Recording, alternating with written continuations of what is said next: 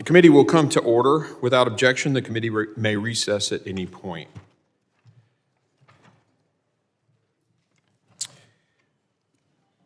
Good morning, Secretary Mayorkas, and thank you for joining the committee to discuss the budget that you and President Biden have put forward for the Department of Homeland Security.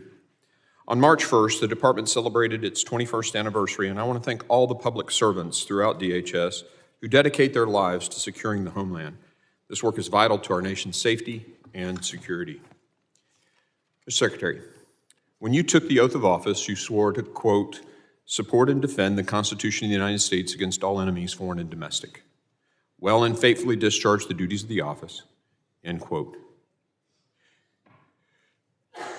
The Immigration and Nationality Act further makes clear that you have a, quote, duty to control and guard the boundaries and borders of the United States, end quote. During your 3 years as Secretary, you have failed to fulfill this oath. You've refused to comply with the laws passed by Congress, and you've breached the public trust.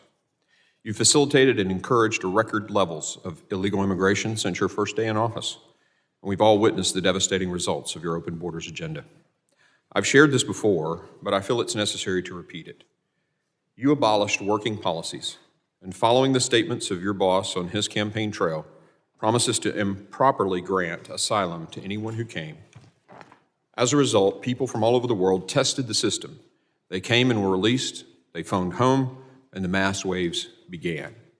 With this increased demand, the cartels took advantage, regulated that flow to overwhelm the crossing sites at our border. You responded by removing the Border Patrol agents from the border, marshals from the air, customs agents from airports to process and release these record numbers of people, and issued guidance to DHS law enforcement to violate laws passed by this co-equal branch of government, Congress, on detention and removal. With the border wide open and Border Patrol occupied processing the mass waves of people, the cartels have poured drugs, criminals, and trafficked humans into this country. This has led to the deaths of thousands, the loss of billions of dollars, and created the crisis that you just finally acknowledged as such in recent testimony. Even your counterpart, the FBI Director Christopher Wray, has said there's no way to ensure Hamas and other terrorists are not a part of the roughly 2 million gotaways who've entered our country uncaught on your watch. And the massive increase in Chinese nationals, 53,000 encountered in 23, adds to the threats we now face at home because you chose not to enforce the law. Your refusal to follow those laws is contemptible. Your disregard of the requests from this co-equal branch of government in pursuit of our constitutional duty to conduct oversight, your false statements to this body and the American people, and your issuance of guidance to the employees of DHS telling them to violate laws passed by Congress shows a disregard for the Constitution you swore an oath to uphold. However, instead of acknowledging those failures and pledging to change course, your actions and directives remain unchanged. You've doubled down. This budget request reflects this obstinance. It fails to take seriously the crises threatening our national security interests, especially our wide open borders. For example, you request a $1.45 billion cut in top-line spending for CBP's budget from what Congress enacted last year. That includes a $245 million cut in funding for CBP's border security operations budget. Instead, as you did in last year's budget, you propose a $4.7 billion slush fund called the Southwest Border Contingency Fund, which ironically would not be used to actually secure the border, but simply help you process and release more illegal aliens quickly into the interior. And might I remind you that our founders wanted the executive branch. If the founders wanted the executive branch to just get a slush fund, they would never have detailed the funding duties of this body in the division of power. Again, that's treading on the Constitution. And this fund won't solve the humanitarian crisis that you've created. It would facilitate it while trying to hide the truth from the American people. Your budget proposal only provides for 350 new Border Patrol agents. The Secure Border Act, passed by this House in 23, provided enough funding for 8 times that number.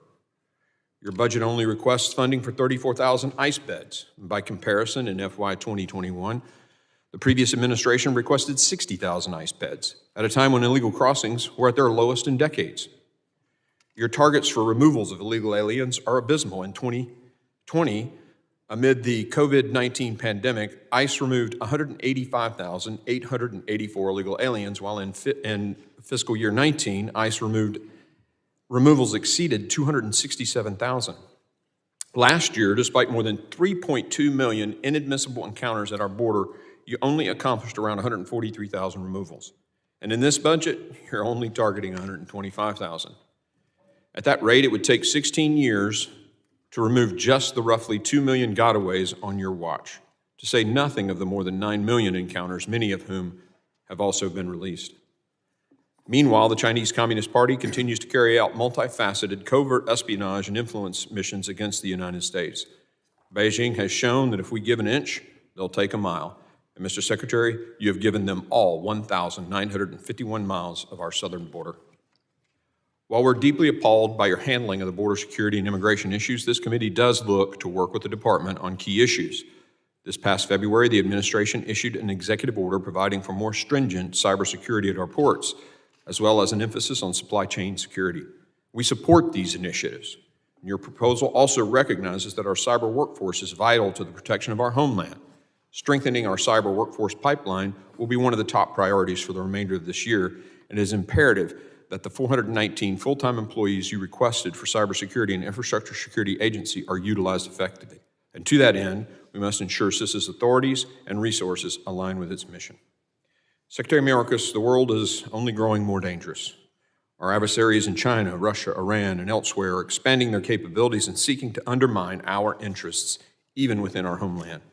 While parts of this budget request deal with some of those threats, the request as a whole fails to meet the important time we have.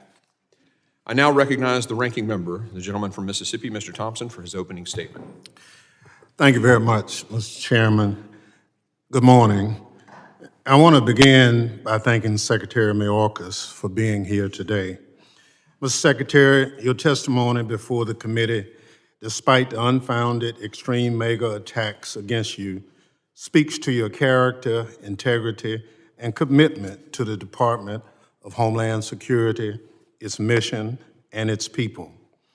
In what seems like a split-screen day, this morning the committee is holding its annual hearing on the Department of Homeland Security's budget request.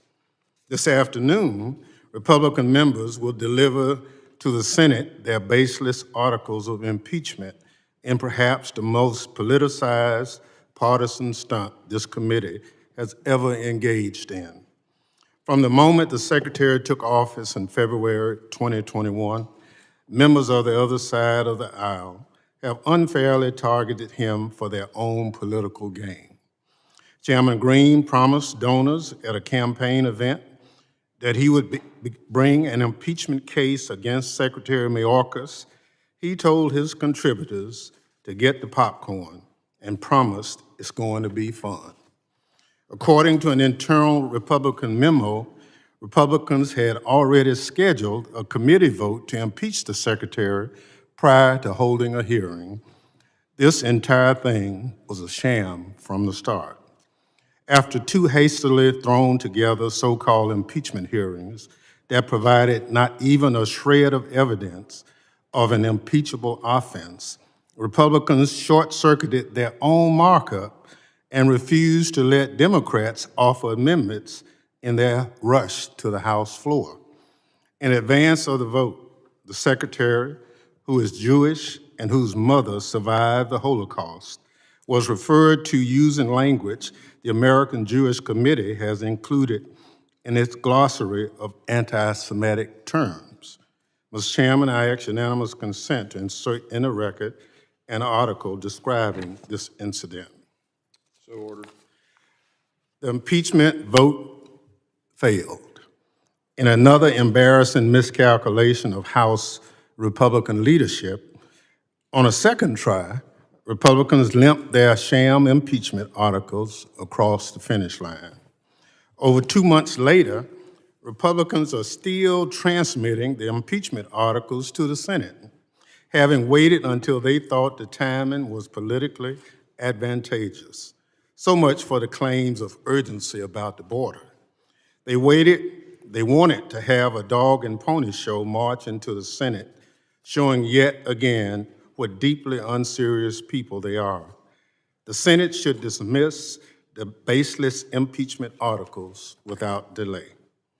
To make matters worse, in their zeal to impeach Secretary Mayorkas, Republicans have shirked their responsibility to conduct meaningful oversight of DHS and advance its many critical missions.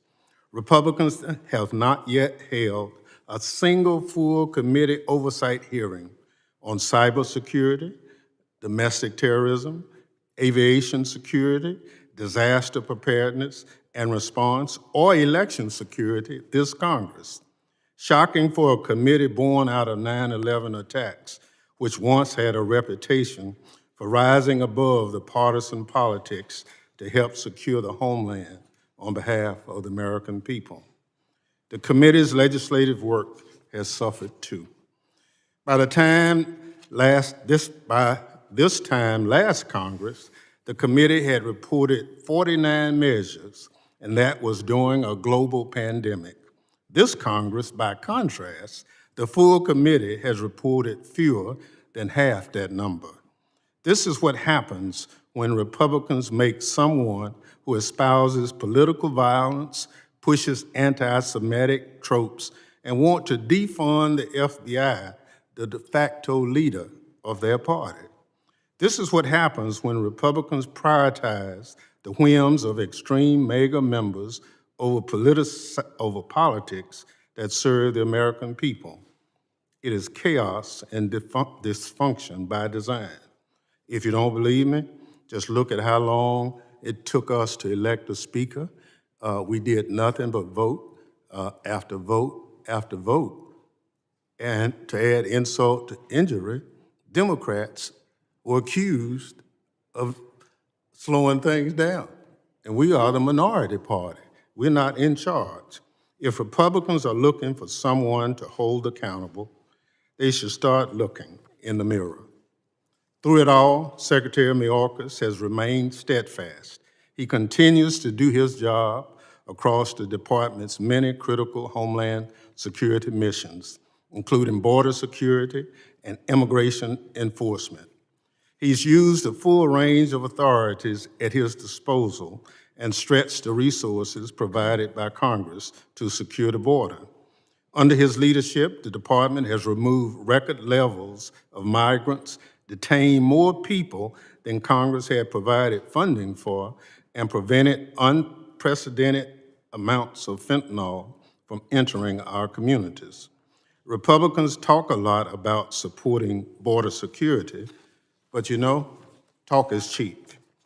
If Republicans were serious about improving conditions along the border, they would provide the department the funding necessary to do so. Instead, the majority of committee Republicans, a dozen in fact, including the chairman, voted no on providing DHS the funds it needs to secure the border. Republicans have also refused to consider the border security supplemental funding the department requested months ago, starving DHS and its frontline personnel of the money they need to carry out their duties. Americans aren't fooled by these Republican political games. They understand that where you invest your resources speak to what you really value. If Republicans valued border security like they claim, they would pay for it. I want to hear Secretary Mayorkas today about the administration's budget requests for the Department of Homeland Security. I want to ask how we can support the department, its mission, and its 260,000 dedicated personnel. That is our responsibility, and it has one I know our Democratic members take seriously. Mr. Chairman, this committee can do better. It has done better under leadership from chairmen of both parties. I look forward to returning to better days on this committee. Mr. Chair, I yield back. The gentleman yields. Other members of the committee are reminded that opening statements may be submitted to the record. We are pleased to have Secretary Mayorkas here, and I would ask the Secretary to please rise and raise his right hand.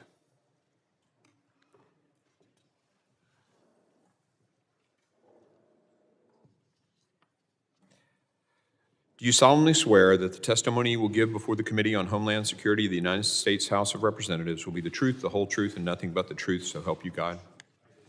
Let the record reflect that the Secretary has answered in the affirmative. Thank you, sir. You may be seated. I'd now like to formally introduce our witness. Secretary Alejandro Mayorkas is the 7th Secretary of Homeland Security, a role in which he served since February the 2nd, 2021. Prior to his appointment, he served as the Deputy Secretary of DHS and the Director of USCIS. I thank you for being here today, sir.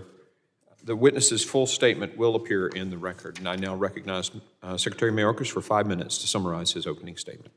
Chairman Green, Ranking Member Thompson, distinguished members of this committee. Every day, the 268,000 men and women of the Department of Homeland Security carry out our mission to protect the safety and security of the American people.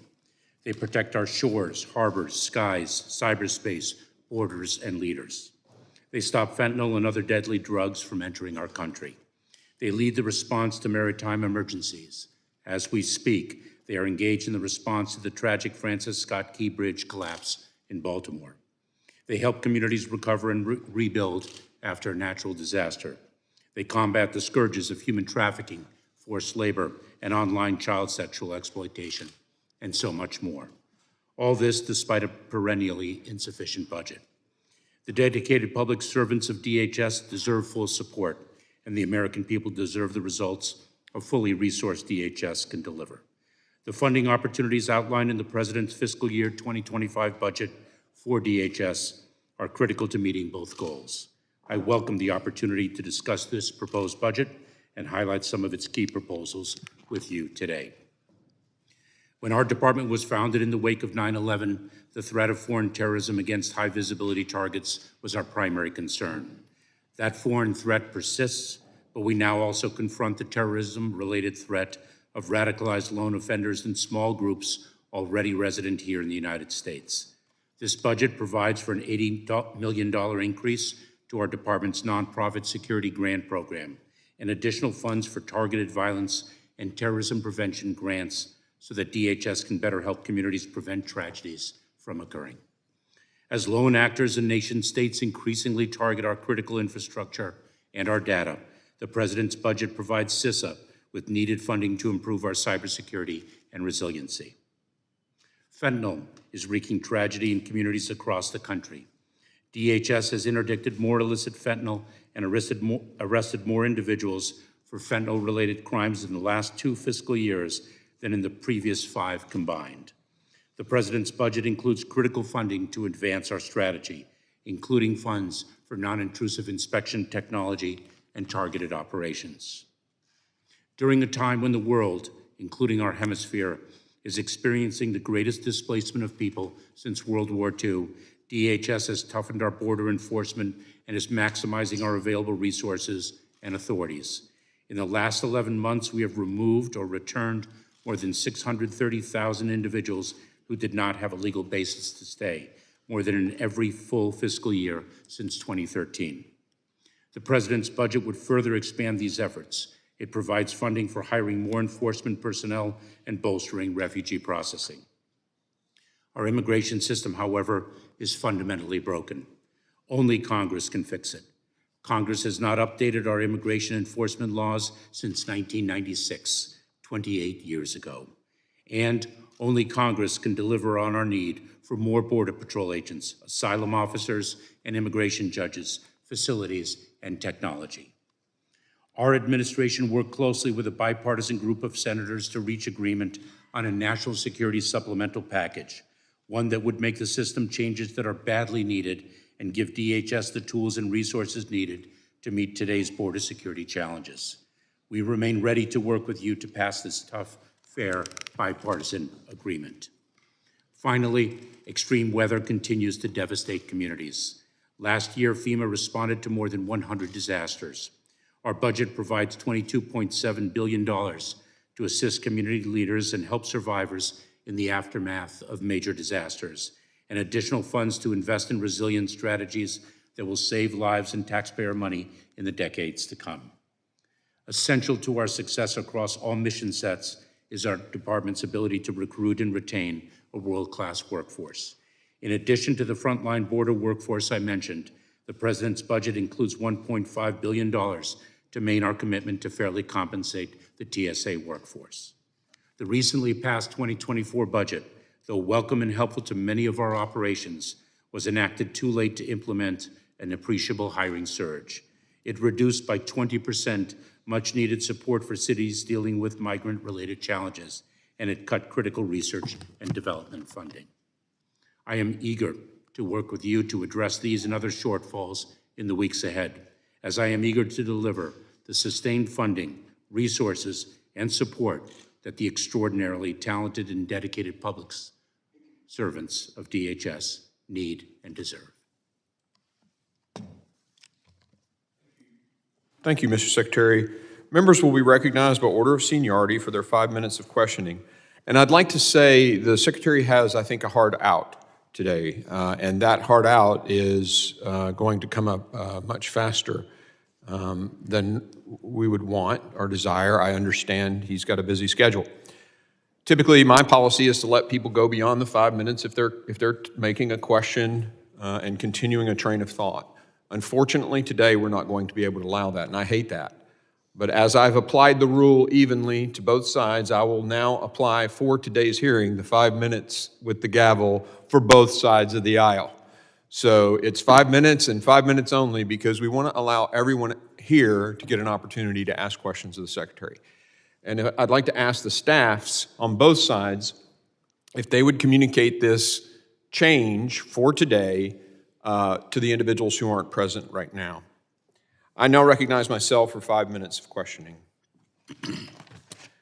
Mr. Secretary, you've issued guidance that directed DHS personnel to essentially disregard the INA shall detain language, meaning disregard the laws passed by Congress. You've created pathways for tens of thousands of migrants from very specific countries to enter the United States directly without any law passed by Congress and in violation of the INA.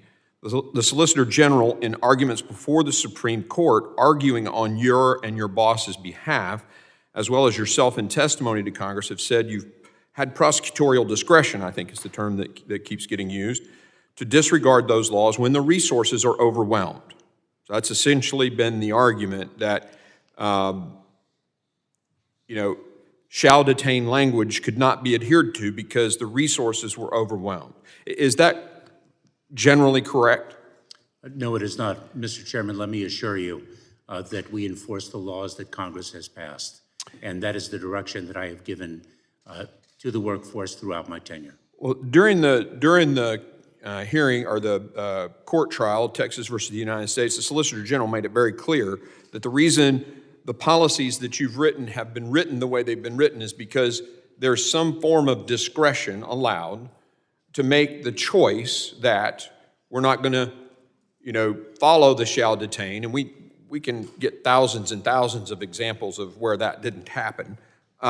We have a memorandum from you that basically says, just because it says this doesn't mean you have to, that's a reason to not, or to detain someone. I want to ask this question. Do you know how many ICE detention beds were empty on average during your tenure? Mr. Chairman, let me be very clear that we maximize the use of detention beds that are available. Sometimes we are curtailed by using detention beds by reason of orders, if I may, Mr. Chairman. But do you know the number? I'm just kind of going for the number. By orders of court. For example, certain restrictions were used in terms of space and availability of beds by reason of the COVID-19 pandemic. Well, let me just share what has been put out in documents from your department. In each year of your tenure, there have been, I would submit, thousands of beds available per day, roughly 9,000 on average in FY22, 3,000 a day in FY23, meaning while you assert that shall detain is what you want to do, what you agree the law says, we're leaving thousands of beds empty every day. And this is not counting the various, I think it's in California, starts with an A, I can't think of the name of the facility, where the courts have ordered you not to use those beds. We're not including those in these counts. And it's thousands, at least 3,000 a day empty And yet, the arguments before the Supreme Court and in your testimonies before here to Congress have been that the resources are overwhelmed and therefore we have to just catch and release these people into the country. I mean, in your opening statement, you said we need more resources. It's interesting, though, in that claim for more resources so that we can adhere to the laws, you're actually in this budget decreasing the requested ICE detention beds. So that seems to me to be illogical. If the reason we can't enforce the laws as they're written on the books is because we don't have enough resources, there are thousands of empty beds, and we're going to ask for less beds in this budget. I mean, that doesn't make any sense to me. And I would submit to you that it speaks to somewhat of an intent to not adhere to that shall detain. But that's my perception on this. Let me ask you this question. Just recently, your last trip here, you actually admitted that there was a crisis at the southwest border. What changed? Mr. Chairman, nothing changed. I have recognized the enormous challenge that the southern border presents ever since I began my tenure, and actually well before that, then when I served as a deputy secretary. Let me ask this question then. When you came to Congress and said there was no crisis at the southern border in your first few trips here, no crisis, there's no, it's secure, the border secure, nothing changed between then and now you're saying it's a crisis? Mr. Chairman, I have never minimized the challenge that the southern border presents. I didn't minimize it when I served as a federal prosecutor for 12 years from 1989 through 2001. I'm going to gavel myself since I have 5 seconds left, and I now recognize the ranking member for his 5 minutes of questioning. Thank you very much. Again, welcome, Mr. Secretary. Mr. Secretary, Republicans have wasted little time playing political games with our southern border while rejecting any serious solution and voting against border security funding. If you are for it, you should support resources. If you are against it, I assume you vote against it because you're not for it. So I don't know why it happens, but Democrats historically have supported robust funding for DHS. Is DHS a perfect agency? Of course not. None of our agencies. We strive for perfection, but we understand resources are absolutely important. Republicans have tried to starve DHS personnel of the resources needed to do their job. The chairman said, not another dime for DHS. When it comes time to fund the department, I guess addressing the surge in migration and stopping fentanyl and human trafficking isn't worth 10 cents to the Republicans charged with overseeing DHS. Republicans have ignored or voted against every opportunity to provide necessary resources to DHS. They voted no on the 2023 omnibus. They refused to consider the president's supplemental request, and they called the bipartisan Senate border bill dead on arrival within minutes of the text being released. Disturbingly, just a few weeks ago, 2/3 of the Republicans on this committee voted against funding DHS and border security. Republicans have taken their marching orders from Donald Trump, and he wants chaos at the border to help his chances in this election. They want a show, not solutions. Democrats are united in finding solutions and providing the agents and officers of DHS with the resources needed to do so safely and effectively. Mr. Secretary, can you describe how the additional resources in the President's emergency supplemental or the bipartisan Senate border bill would help the department address the issues at the southern border? Ranking Member Thompson, the President's supplemental would provide us with vital resources needed to hire additional personnel across the spectrum of our workforce that enforce the southern border and do so much more. The bipartisan Senate legislation would not only resource our department as we are needed to address a broken immigration system, but also, and very importantly, actually change the law and authorize us to use tools that have long been needed to address that broken immigration system. It would take a multi-year asylum process and reduce it to as little as 90 days or even less. That is a game changer in terms of deterring illegal migration to our border. Thank you. Let's go to election security. We have elections coming up this November. And as you know, DHS is responsible for securing critical infrastructure, including our elections. Following Russian attempts to interfere with the 2016 elections, officials from across the Trump administration worked to counter efforts to undermine confidence in election outcomes.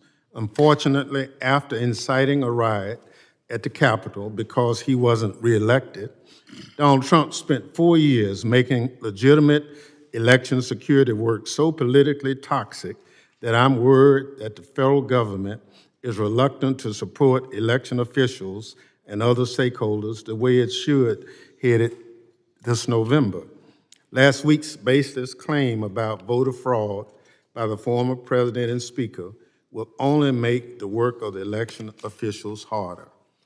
Mr. Secretary, Secretaries of State, local election officials, and other stakeholders relied on DHS's support to administer secure elections in 2020.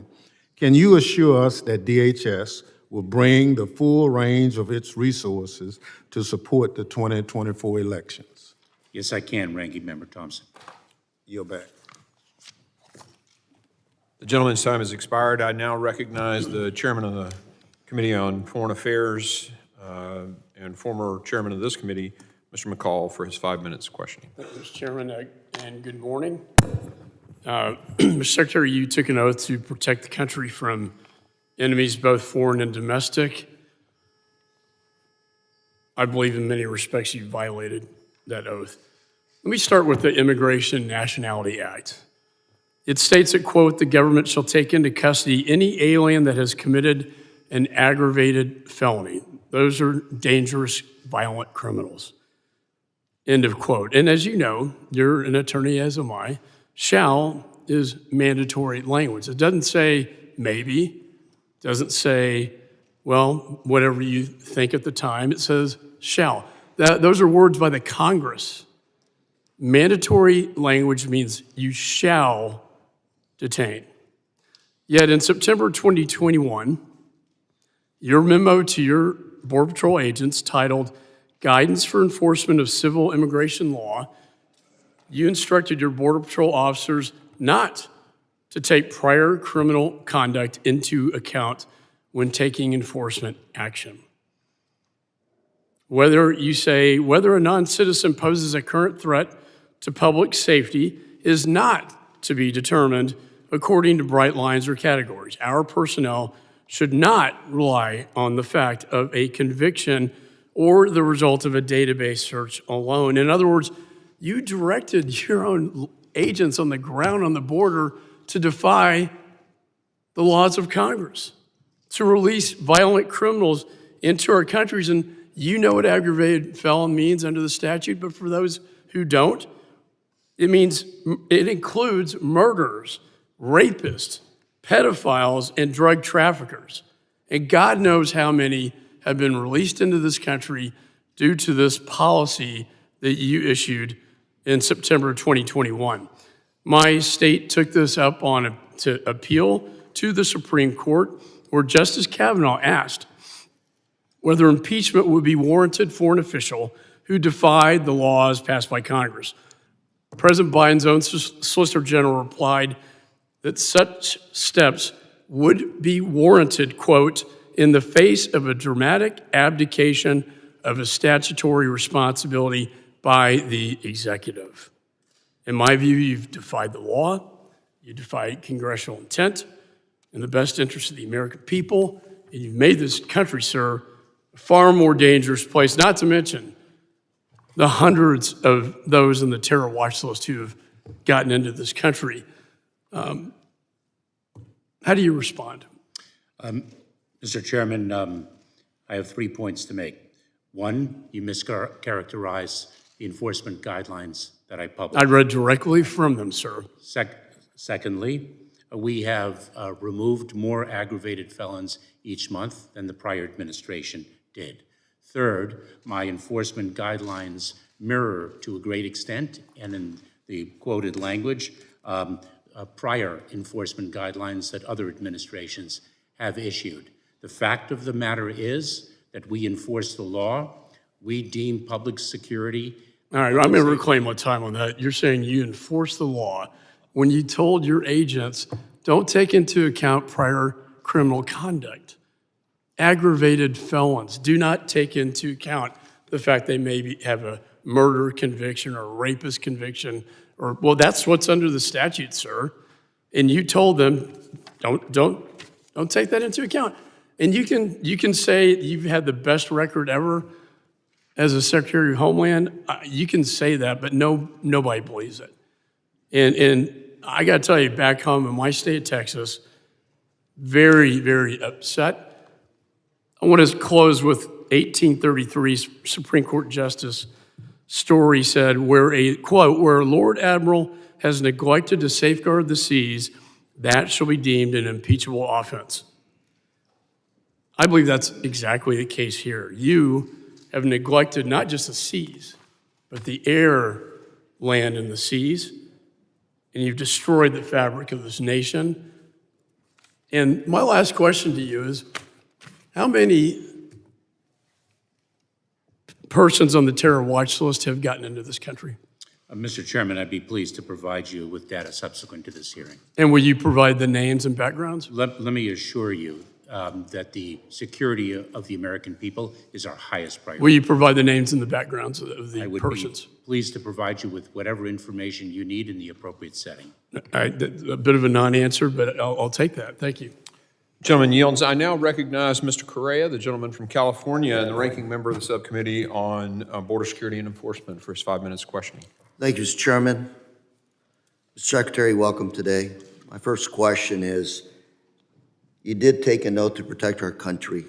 Have you upheld that oath? I have, Congressman. That's, I believe, the 5th time I've taken the oath of office in my public service career. Thank you. I'm the ranking member of the Subcommittee for Border Security and Enforcement. I've made it my mission to understand, learn the needs of your personnel at the border, both of our borders, all of our borders. Been at our southern border numerous times, spoken with your men and women in green and blue uniforms. It's clear that today we are facing challenges at home and abroad like we've never faced before. We just returned, my colleagues and I, from a trip to Africa. Common issue across many countries we visited was refugees. Egypt today, according to the president, is hosting 10 million refugees. Just one country alone. Here, we're talking about our budget. Budget for the personnel you need, a budget for the resources you need, Department of Homeland Security, to protect our great country.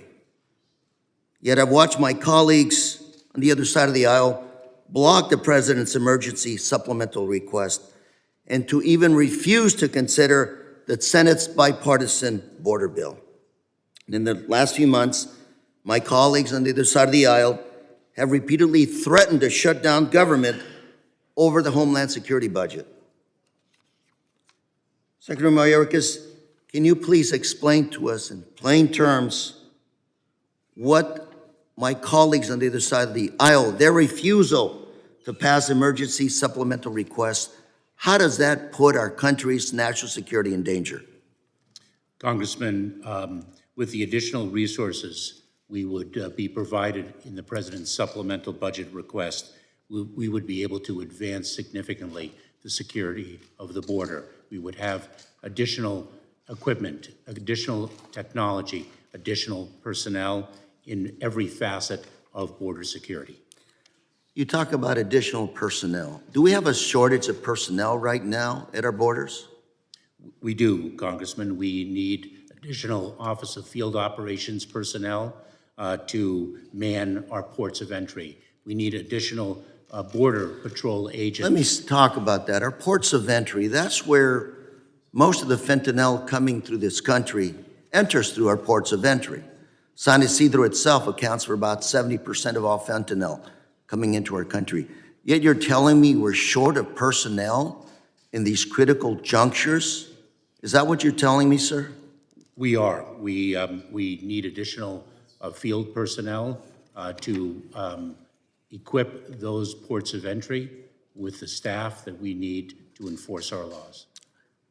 Mr. Secretary, let me go back and re-ask a question that you did not finish answering that was asked by my colleagues, which is the thousands of empty beds. How do you explain that? Congressman, you know, recently we've been over capacity in our ICE detention facilities. There are court cases that impose restrictions on our ability to use the beds that we have been funded. So if the laws were to change, maybe some of those court cases would not apply? Would that be the case? I would want to get back to you on that, Congressman. I will share with you that the the bipartisan Senate legislation would have funded the Department of Homeland Security with 50,000 detention beds, far more than we are resourced this year, and even more so than we were resourced last year. So how would that affect the situation that my colleagues on the other side of the aisle are talking about? All these individuals that could be essentially held at these empty beds, so to speak, adding to these empty beds, the talk about all these people being released, would they be held at these beds? As everyone recognizes, the more detention beds that we are funded for, the more individuals that we would be able to detain, and the Supreme Court has quite clearly recognized the fact that the detention bed capacity for which we have been funded is inadequate to comply to the letter of the law. Beyond that, the bigger picture here is processing individuals at our borders that may or may not be eligible for asylum. We're critically short in those resources there. I do hope as we move forward we can address that issue. I'm out of time. Mr. Secretary, thank you for being here. Gentleman yields. I now recognize the gentleman, Mr. Higgins from Louisiana, the chair of the subcommittee on border security and enforcement, for 5 minutes. Thank you, Mr. Chairman. Over the past year, I found that many members of Congress fail to grasp the founders' true meaning regarding the constitutional writ of impeachment proceedings. Impeachment is not a criminal proceeding. It may include violations of written law, but it was never intended to be bound by specific criminal violations of statute. In many ways, impeachment proceedings are intended to be guided by principles of conduct that are far more deeply etched upon human history than any written law could ever be.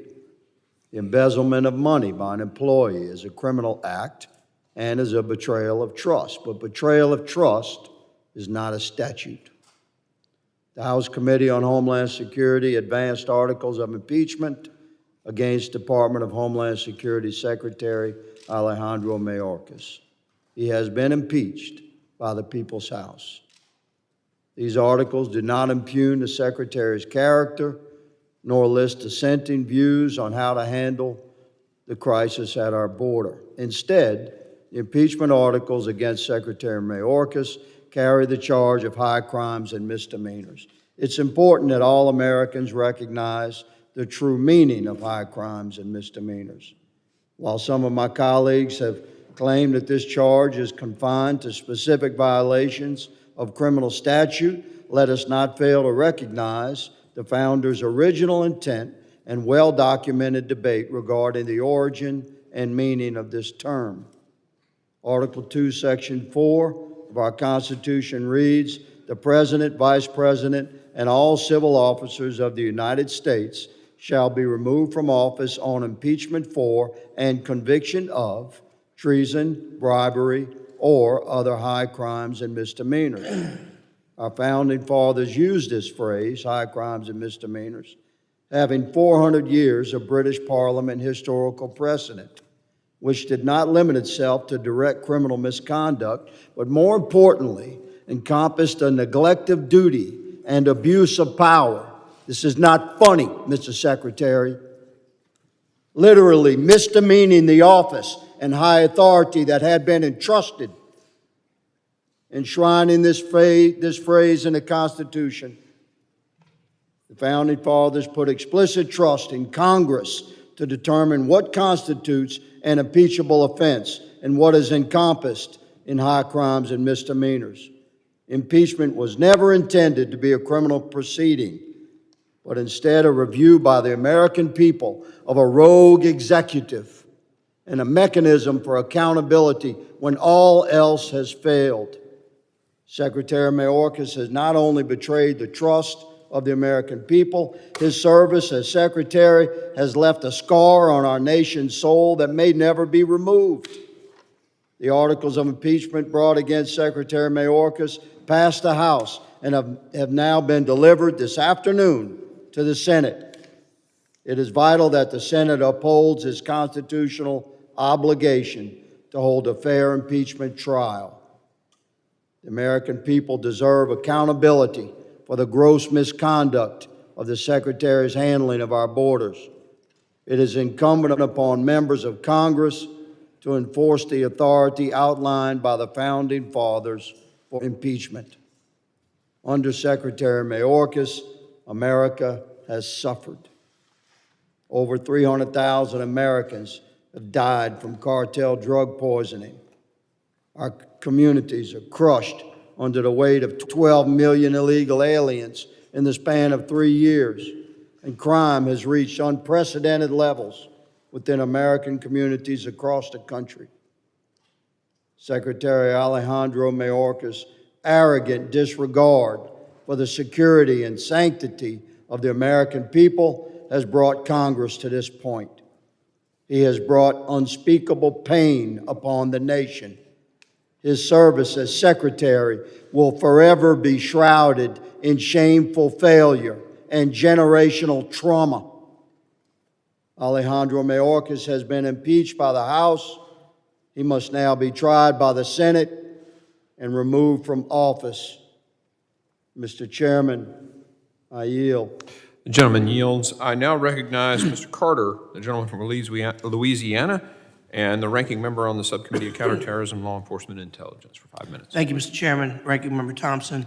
Thank you, Secretary Mayorkas, for joining us today as we review our fiscal year, our FY25 budget request.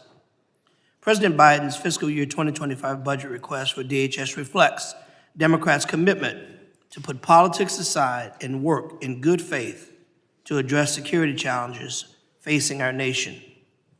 Today's review is important so we can continue to find solutions, not politics, solutions that we as Americans should want. We often have different approaches, but what we see here in the impeachment is nothing more than a witch hunt and an opportunity to cloud the issue, as evidenced by the fact that the Senate has a measure that would bring us to a measure of success to move the ball forward. But my colleagues in the House, because of a directive by the former president, quote unquote, to not give President Biden a victory. Our jobs are not to give presidents victories. Our jobs are to give the American people victories. Our jobs are to fight to make sure that we have a secure border.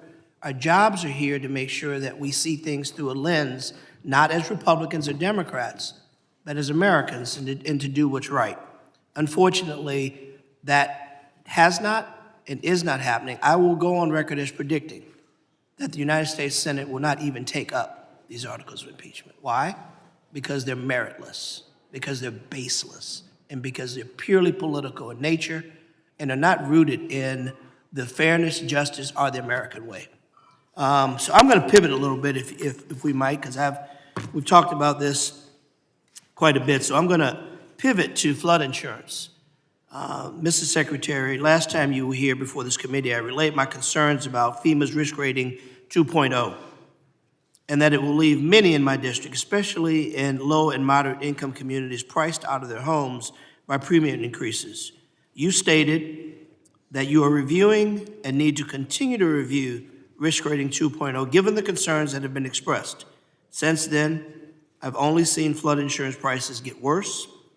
Given the urgency of the situation and the impact on vulnerable communities, can you provide the committee with an update on how the department is taking steps to help communities that are struggling with FEMA's risk rating 2.0? Congressman, I will follow up with you and provide you an update on flood insurance 2.0. I can assure you that we are taking extraordinary measures through FEMA to reach otherwise disenfranchised populations.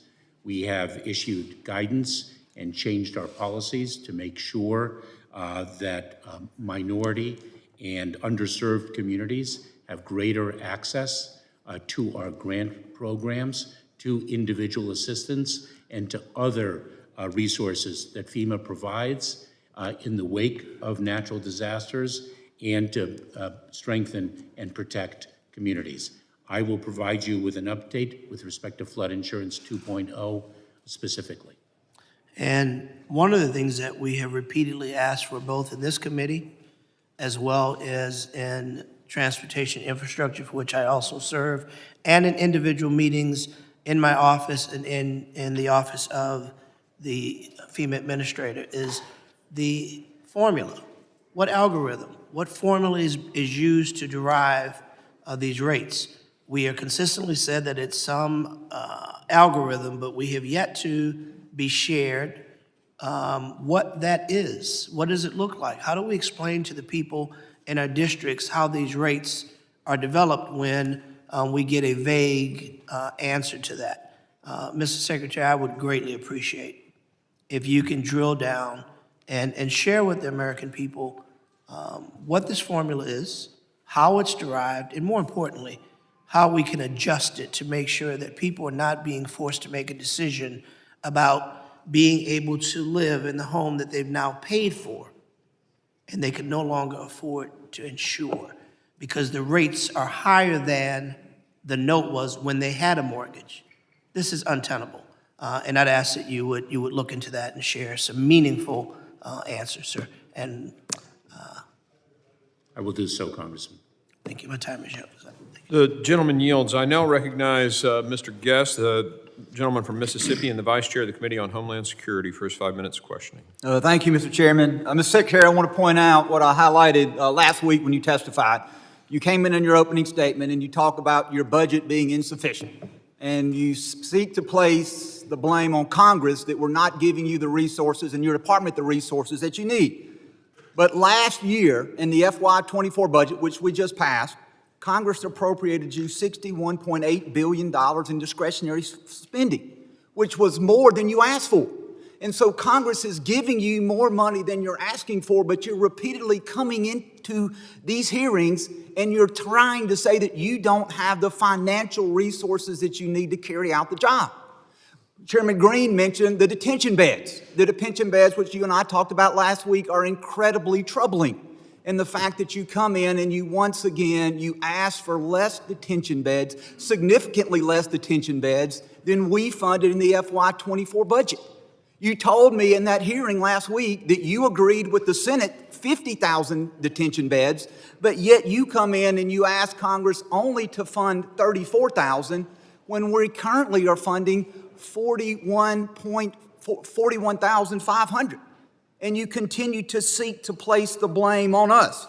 I'm reading from the Physical Report 2023, ICE's annual report. In that annual report, Mr. Secretary, a report which is issued by your agency, on page 17, it says, congressional funding for ERO detention beds have remained relatively static for several years, and the detained population is limited as a result.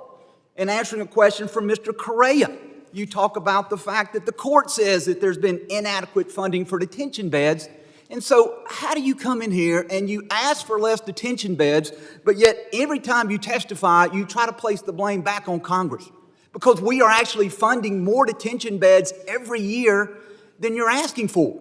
And in a time in which we see a record surge of immigrants coming across the border, in a time in which you have at least now finally admitted that there is a crisis on the border, where we're seeing reports every day in the media about violent crimes committed by immigrants who are not in custody, who are not detained, but released into the interior, and yet you come in here and as a key part of your budget, you're asking for substantially less detention beds. And I find that especially troubling, Mr. Secretary, as I look at this, continue to look at the report that was provided by ICE, in which I see, according to the FY23 year-end report, that the non-detained docket, the docket that shows the number of non-detained individuals who you've allowed in the country, has now reached over 6.2 million people. 6.2 million. I spoke just yesterday with the ICE director, Director Lightliner, and in my conversation with him, I brought up the fact of what was in this report. And he told me, Mr. Secretary, that that number is now over 7 million, that report is old, that number is more than 7 million. Axios reported just several weeks ago that by the end of this fiscal year, FY24, October 1st, that number is expected to grow to 8 million. And so we see this record number of immigration, the record number of people that you, as the Secretary, are allowing to come into the country, but yet we're seeing you do nothing to ask for more detention beds. And I find that troubling. And I have to believe that I'm not the only member of this committee that finds it troubling that we're not asking for a sufficient number of detention beds. And Mr. Secretary, I also had the opportunity to ask you last week when you testified before the Appropriations Committee about this news article, a news article reported by Fox News. I provided you some of the content when we met last week, but I wanted to show this to you. And this is from an article dated January the 8th, 2024. It says, Mayorkas tells Border Patrol agents that above 85% of illegal immigrants have been released into the United States.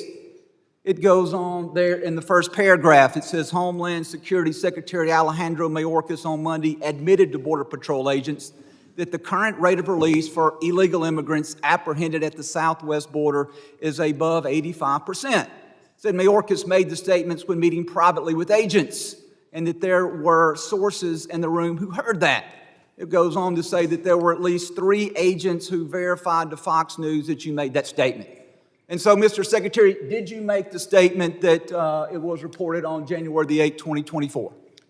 Congressman, as I mentioned to you last week, I do not recall that exchange in an internal meeting with the workforce, and let me assure you that the security of the southern border is our highest The priority. gentleman's time has expired. I now recognize Mr. Thanadar, the gentleman from Michigan, the ranking member of the Subcommittee on Transportation and Maritime Security, for his 5 minutes of questioning. Thank you, Mr. Chair. And Mr. Secretary, clearly you have a tough job.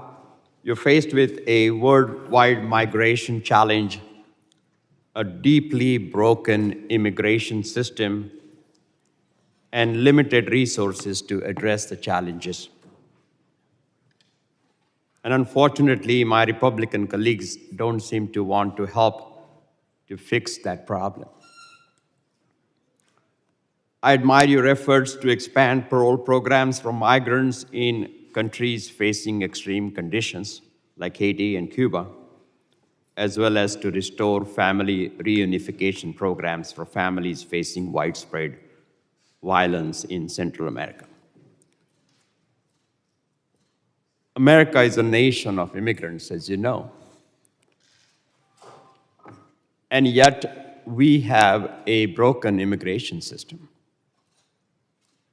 In 1979, growing up in poverty, I was fortunate to have gotten admission into a PhD program in the United States to study.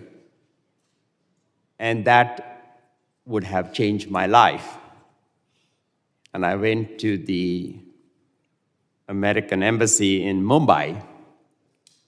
Got there at 5 a.m. in the morning, stood in line, only to deny my student visa. And the embassy continued to deny it for 4 more times. And the 5th time, the visa got approved only because the denying officer was on vacation to the United States. You know, our H-1B visas is an issue. Our immigration country quotas is creating such a stressful environment for families. Technology companies are unable to find skilled workforce. Countries like Canada and Australia are taking away some of our skilled workforce because of our broken immigration system. I want to see an orderly immigration process that benefits the United States, that benefits our economy and helps create American jobs. How do you think Congress can help you to achieve that? Congressman, the President on his very first day in office presented Congress with a comprehensive legislative package to fix what everyone agrees is our broken immigration system. To advance that piece of legislation and to advance the Senate's bipartisan legislation would transform our broken immigration system and reform it. It hasn't been reformed since 1996. It is long outdated and long broken. Thank you, Mr. Secretary. And I want to give you an opportunity to respond to Congressman Guest's questions. I think you may not have adequate time to respond if you so choose to do. Congressman, we support the funding of 41,500 beds. We support the funding of 50,000 detention beds that the Senate's bipartisan legislation provided. It is most regrettable that bipartisan legislation is not advanced. We urge Congress to advance it. It would advance our border security immeasurably. Mr. Chair, may I yield my time to the gentleman from New York?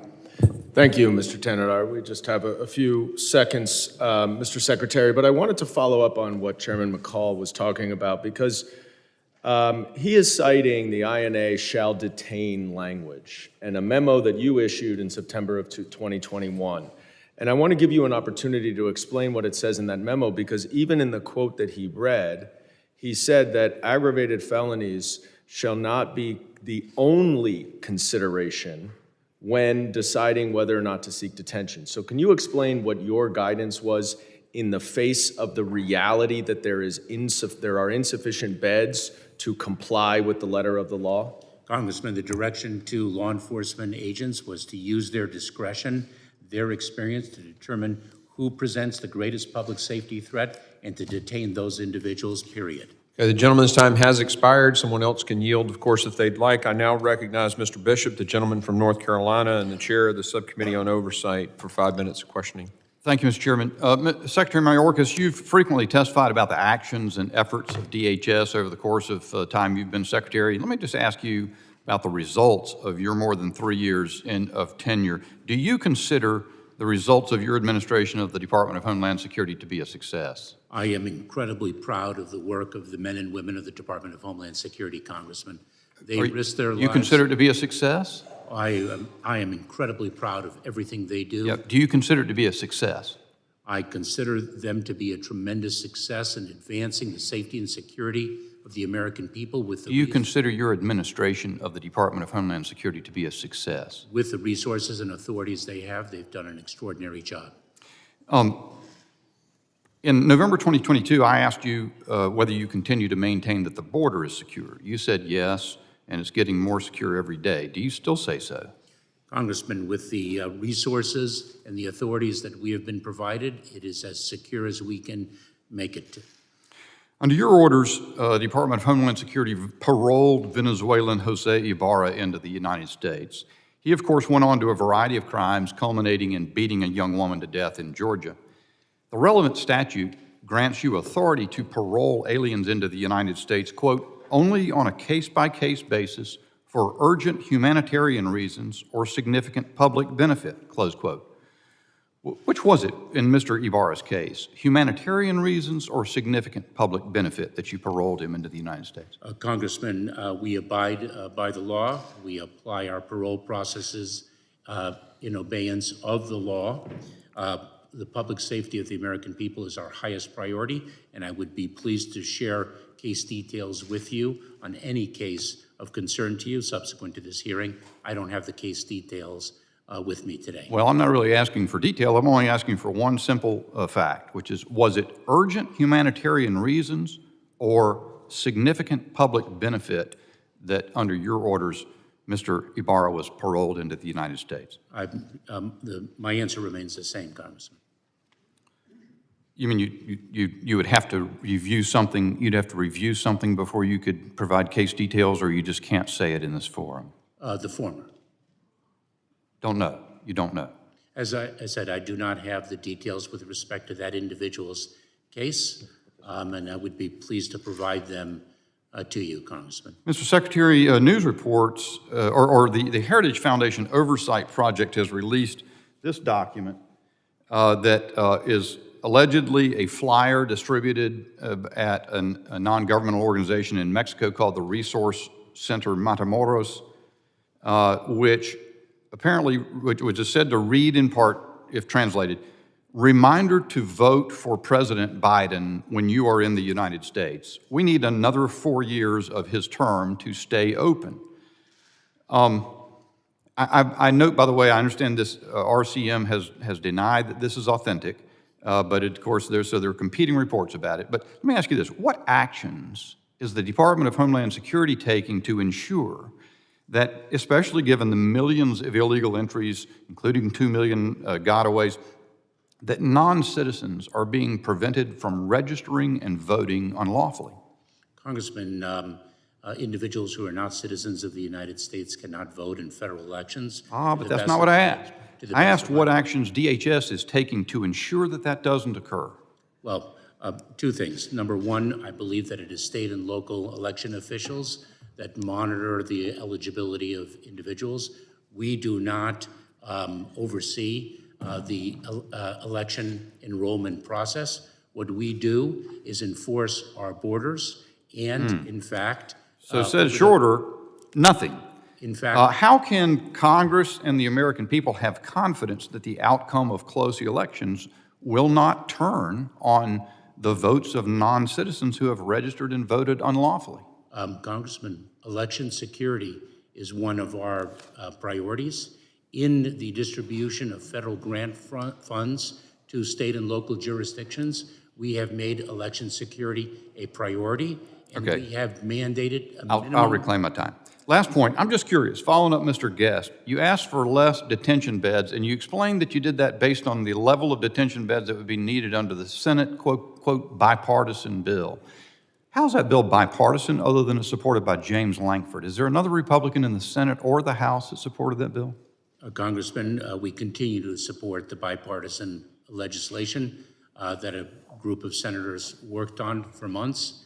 And my time's expired, Mr. Chairman. Thank you. The gentleman's time has expired. I now recognize Mr. Magaziner, the gentleman from Rhode Island, and the ranking member of the Subcommittee on Counterterrorism and Law Enforcement and Intelligence for his 5 minutes questions. Thank you, Chairman, and thank you, Mr. Secretary, for being here. Our country faces a range of security threats, from foreign terrorist organizations, domestic extremists, cartels, organized crime, and natural disasters, just to name a few. And while you have been diligently doing your job, along with your colleagues at the department, to protect the American people in the face of these challenges, our Republican colleagues in the House have instead been playing politics, culminating with a political impeachment that had no legal basis. I am sorry that some of our colleagues have chosen to make you the target of political attacks instead of getting you the tools that you need to do your job to keep people safe. And I want you to know that many of us are still willing to put politics aside and work with you and work with each other on a bipartisan basis to protect the homeland. The President's fiscal year 2025 budget requests $62 billion for the department, including hundreds of millions more for staffing and technology to secure the southern border. It also proposes $4.7 billion for a Southwest Border Contingency Fund to provide resources to the department when migration along the southwest border warrants additional capacity. This is the right thing to do, and I hope that our Republican colleagues will support this funding, unlike last year, when they delayed action on the President's supplemental funding request for the border for months while they wasted time with impeachment. It is inexcusable that our Republican colleagues did not pass the final fiscal 24 funding for the department for nearly 6 months, forcing the department to work under multiple CRs, reducing operations and overstraining the workforce of the department, and I hope that fiscal 25 will be different. Funding the Department of Homeland Security is also critical because our nation faces an increased threat from the rise of domestic violent extremists.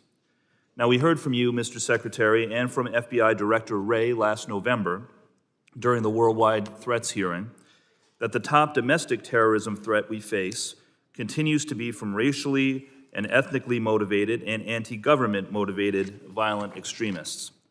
Some of these are organized groups, like the group that engaged in the plot to kidnap the governor of Michigan, and some of the groups who stormed the Capitol on January 6th in a violent attempt to overturn a legal and lawful election.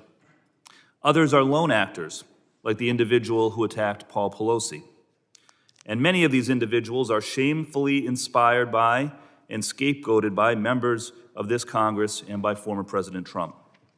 But the Government Accountability Office has shown that domestic terrorism-related cases has increased dramatically in recent years. So with this alarming fact in mind, I would like to turn to you, Mr. Secretary. Can you tell us, what is the Department of Homeland Security seeing with respect to the threat from domestic violent extremists, particularly as we grow closer to the election? And what steps are the department taking to address any potential threats to government bodies, officials, and the public at large? Congressman, we are, as Director Wray and I have expressed previously, in a heightened threat environment. Indeed, individuals drawn to violence because of ideologies of hate, false narratives, anti-government sentiments are a significant concern of ours. We do a number of things. We disseminate information and analysis to a state, local, tribal, territorial law enforcement and other officials. We distribute grant funds. We are grateful for Congress's support of those grant funds. We need those funds to increase to enable local communities to protect and guard themselves. As I mentioned in my opening statement, we have a very important targeted violence and terrorism prevention grant program that enables communities to employ best practices in the identification of an individual who may be drawing to violence and intervene before a tragedy occurs. Those are some examples. Well, I thank you, Mr. Secretary, for that, and particularly the support of state and local law enforcement agencies. As we saw on January 6th, it is often law enforcement in uniform who are on the receiving end of these assaults and this violence, and we need to do everything we can to support them against this threat. So I thank you very much, and I'm out of time, so I'll yield back. The gentleman yields. I now recognize Mr. Jimenez, the gentleman from Florida and the Chair of Transportation and Maritime Security Subcommittee. For his 5 minutes. Thank you, Mr. Chairman. And I find it amazing that our Democrat colleagues from across the aisle are always throwing money at the issue. Always, it's money, money, money, money, except that the real culprit here has been over 64 actions taken by the executive branch that actually caused the problem at the border. Not once have I ever heard any of my Democrat colleagues ask for, why don't we start constructing the wall again? Why don't we reinstitute Remain in Mexico policy, which actually will take care of about 70% of the problem that we've had. Mr. Mayorkas, I believe that in fiscal year 21, we had a record number of encounters at the border, and I think only surpassed by fiscal year 22 when we had another record encounter at the border, and then surpassed again in 2023 when we had another record for encounters at the border. Do you expect another record in 2024? Congressman, I strongly encourage Congress to pass the Senate's bipartisan legislation, which would make a significant difference and advance our security interests at the southern border and the northern border.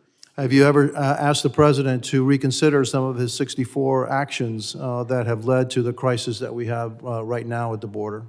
Congressman, we are facing the largest displacement of people around the world, including in our hemisphere.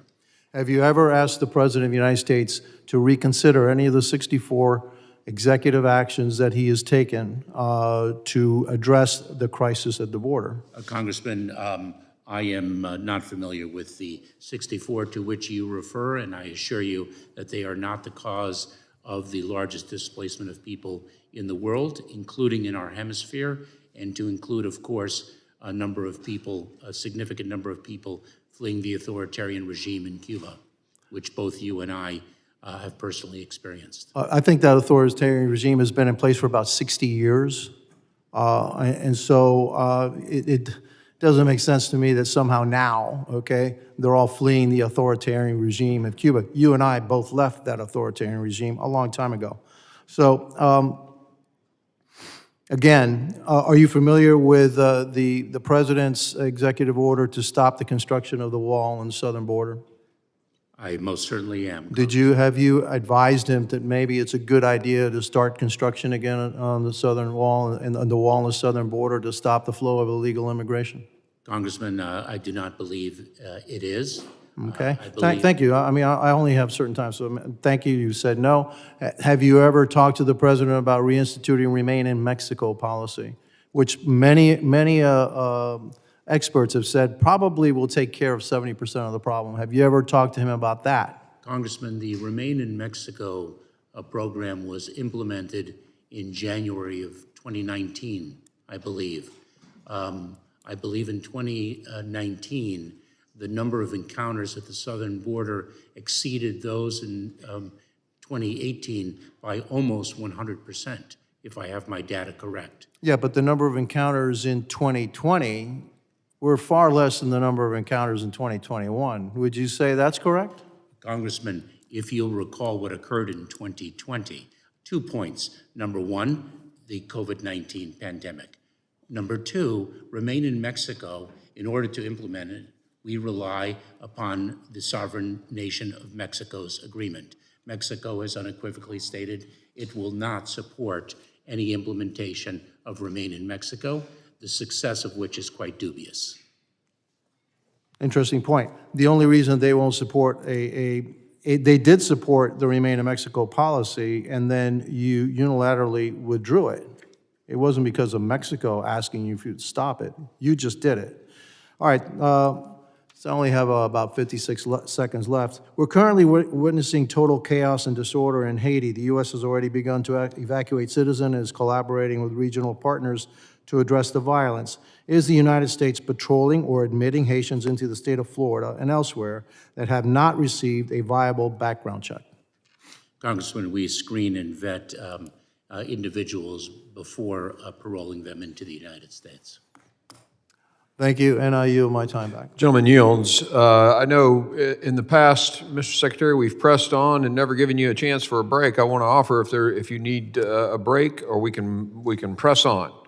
Thank you very much, Mr. Chairman. I'm prepared to press on. Okay. I may revisit that at some point with your indulgence. Absolutely. I just know last time we had you in here, I think you went 4 hours straight and never got a break, and I felt bad about that. So I wanted to offer. I now recognize the gentlelady from Texas, Ms. Jackson Lee, for her 5 minutes question.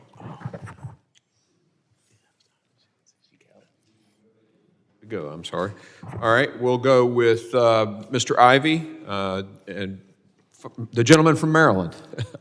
Thank you, Mr. Chairman. Fire away for 5 minutes. Appreciate it. Mr. Mayorkas, thank you for being here today and for the work that you do. I've been listening to my colleagues on the other side talk about treading on the Constitution and a scar on our nation's soul, but it seems to me that the impeachment proceeding that was moved forward out of this committee was the true scar on the Constitution and really did tread on the Constitution. It's interesting to me, if we go back, I want to say the fix was in almost before you got into the job. There was an article of impeachment filed in August of 2021. I'm not even sure you'd finished unpacking entirely yet, but there was already a movement to remove you from office. Then we had the chairman, as the ranking member mentioned earlier, speaking to a group of donors and talking about this is going to be fun, that referencing the impeachment of you, and get the popcorn. And that was almost a year ago. And then we came to the actual hearings that were held here. I think there were two. Now, I had a little experience dealing with impeachment proceedings in the House previously, back in the 80s when I worked on the Judiciary Committee staff. We didn't remove anybody from office with two hearings. In fact, we gave people due process. They had a chance to present evidence and the like. And it was taken in a much more serious manner than this was. And then I got to say, you know, we heard another one of my colleagues sort of try to reconstitute what the standard is for impeachment. You know, the language is pretty plain on its face. Treason, bribery, and other high crimes and misdemeanors. And there's been an effort to try and recalibrate that because there's no evidence of you committing treason, bribery, or other high crimes and misdemeanors. So they lowered the bar. I want to read something briefly from one of your predecessors, Mike Chertoff, who was the Homeland Security Secretary under the Bush administration. He said, in referencing this, the effort to impeach you, he wrote this back in January, I can say with confidence that for all the investigating the House Committee on Homeland Security has done, they have failed to put forth evidence that meets the bar. That is why Republicans aren't seeking to hold Mr. Mayorkas to the Constitution's high crimes and misdemeanors standard for impeachment. They make the unsupported argument that he is derelict in his duty.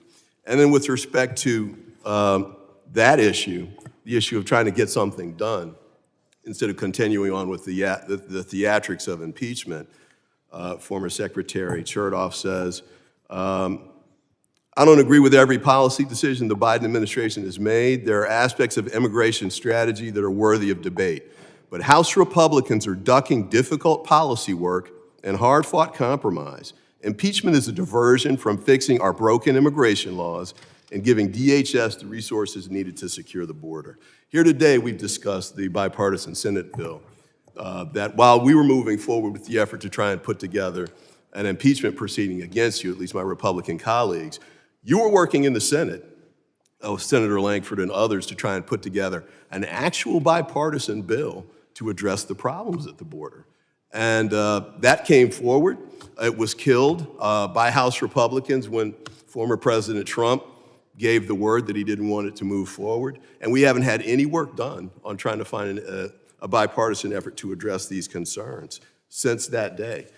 So we've got a lot of statements being made in here today about the problems at the border and the budgets and issues along those lines, and you've already addressed some of the budgetary issues. But I do want to say this, you know, I think it's critical for the Senate. They're going to, after we're done with this, these theatrics will be over, and they'll march the articles of impeachment over to the Senate and ask the Senate to remove you from office after a trial. But I think the Senate's already made it clear that that's not going to happen, and it shouldn't. In fact, there shouldn't even be a trial over there because this is such an adulterated process here. And it's such a scar on the history of the Constitution. It's the first time in 150 plus years where there's been an effort to remove a cabinet member that's gone this far. And for good reason, the Senate should throw it out and make a statement that this is not the kind of impeachment proceedings that we expect from the House of Representatives. It certainly isn't what I expected when I got here. I saw different when I worked here in the 80s. I saw how it was supposed to be done. This is not how it was supposed to be done. And I did want to conclude on this note. Just a couple of members on the House Republican caucus, I don't want to paint with too broad a brush, but Ken Buck of Colorado, this isn't just an impeachment. Gentleman's time has expired. Sorry, Mr. Ivey. I know the chairman has wanted to keep us on a tight schedule. Thank you, Mr. Guest. I appreciate it, and thank you, Mr. Mayorkas. At this time, I recognize the gentleman from the great state of Texas, August Pfluger, for 5 minutes of questioning. Thank you, Mr. Chairman. Secretary, is the border secure? Congressman, as I have articulated earlier in this hearing, Just a yes or no is fine. Is the border secure, Mr. Secretary, today? with the authorities and the funding that we have, it is as secure as it can be. Wow. We all know that this is not a budget issue, that it's a policy issue. Is a terrorist attack inside the United States of America imminent? Let me assure you, Congressman, that the safety and security of the American people is our highest priority. Is it imminent? The same answer, Congressman. Is a terror attack on the homeland of the United States of America imminent today? Let me assure you that we remain vigilant Do every you single brief day. the president? Have you briefed the president that a terror attack on the United States of America is imminent? Congressman, let me assure you that the safety and security of the American people is Mr. our Secretary, are highest you the priority. principal advisor on matters of homeland security to the President of the United States? I am one of them, Congressman. Have you briefed the president that there are known or suspected terrorists still at large inside the United States? Congressman, let me assure you, as I have previously, that the safety and security of the American people are Mr. our Secretary, highest priority. I'd like to remind you that you're under oath. Have you briefed the President of the United States that there are people who match the terror watch list that are still at large inside our country? Congressman, I repeat my answer. Is that a no? Have Congressman, you not briefed the President? Congressman, I have briefed the President. Mr. Secretary, let me ask you a question about your previous testifying in November. And I asked you then, I said, is every single person who matched the terror watch list, have they been apprehended? And you did not give me an answer. I'll ask you again. Those that have matched the terror watch list, that have attempted to or have entered this country illegally, are they detained, 100% of them? Congressman, let me assure you once again that individuals that pose a threat to our national security or the safety of the American people are the highest priority for detention, and we execute. Are they all detained? And we execute. Mr. on Secretary, that. are they all detained? Congressman, Because Christopher Wray sat right next to you. He had the courage to answer this question, and he said no. So do you agree with Christopher Wray in his testimony in November of 2023 that not every single person who matched the terror watch list has been detained? Do you agree with his testimony? if you are referring to the terrorist screening data set, the TSDS, we make public safety and national security determinations. Mr. and Secretary, we I think it's very important that you answer this question. The American public deserves to know the answer. Are there people who have matched the terror screening database, the terror watch list, any acronym that you choose to use, still at large and not apprehended and not detained in this country as of today? Congressman, if we determine that an individual on the terrorist screening data set is a threat to national security or public safety, they are a priority for detention. And I we understand they're a execute. priority, but that doesn't mean they're detained. So are you going to testify honestly under oath today? I'd like to remind you, you're under oath while you're testifying today. Are there people still at large that match the terror watch list? Congressman, if an individual is on the terrorist screening data set and they pose a threat to national security or public safety, they are a priority for detention. Is our country at risk of a terror attack? Congressman, we are in a heightened threat environment as Director. Is that a yes? We are in a heightened threat environment as Director Wray and I have both testified. And it is therefore why the personnel of the Department of Homeland Have you briefed the Security- President of the United States on that heightened threat? Congressman, I have briefed the President, as have others, on the threat landscape that the United States is facing and that is driving the vigilance of 268,000 men and women in the Department of Homeland Security. Mr. Secretary, you said earlier to my colleague, Mr. Bishop, you'd be willing to share the details on any case. However, you have not. We've been repeatedly asking for those details, specifically asking for details on the terror watch list, and yet your department has not done that. Will you brief us in the next 7 days on the actual metrics and details for the terror screening database and who those people are? Will you brief us in an unclassified setting who those people are in 7 days?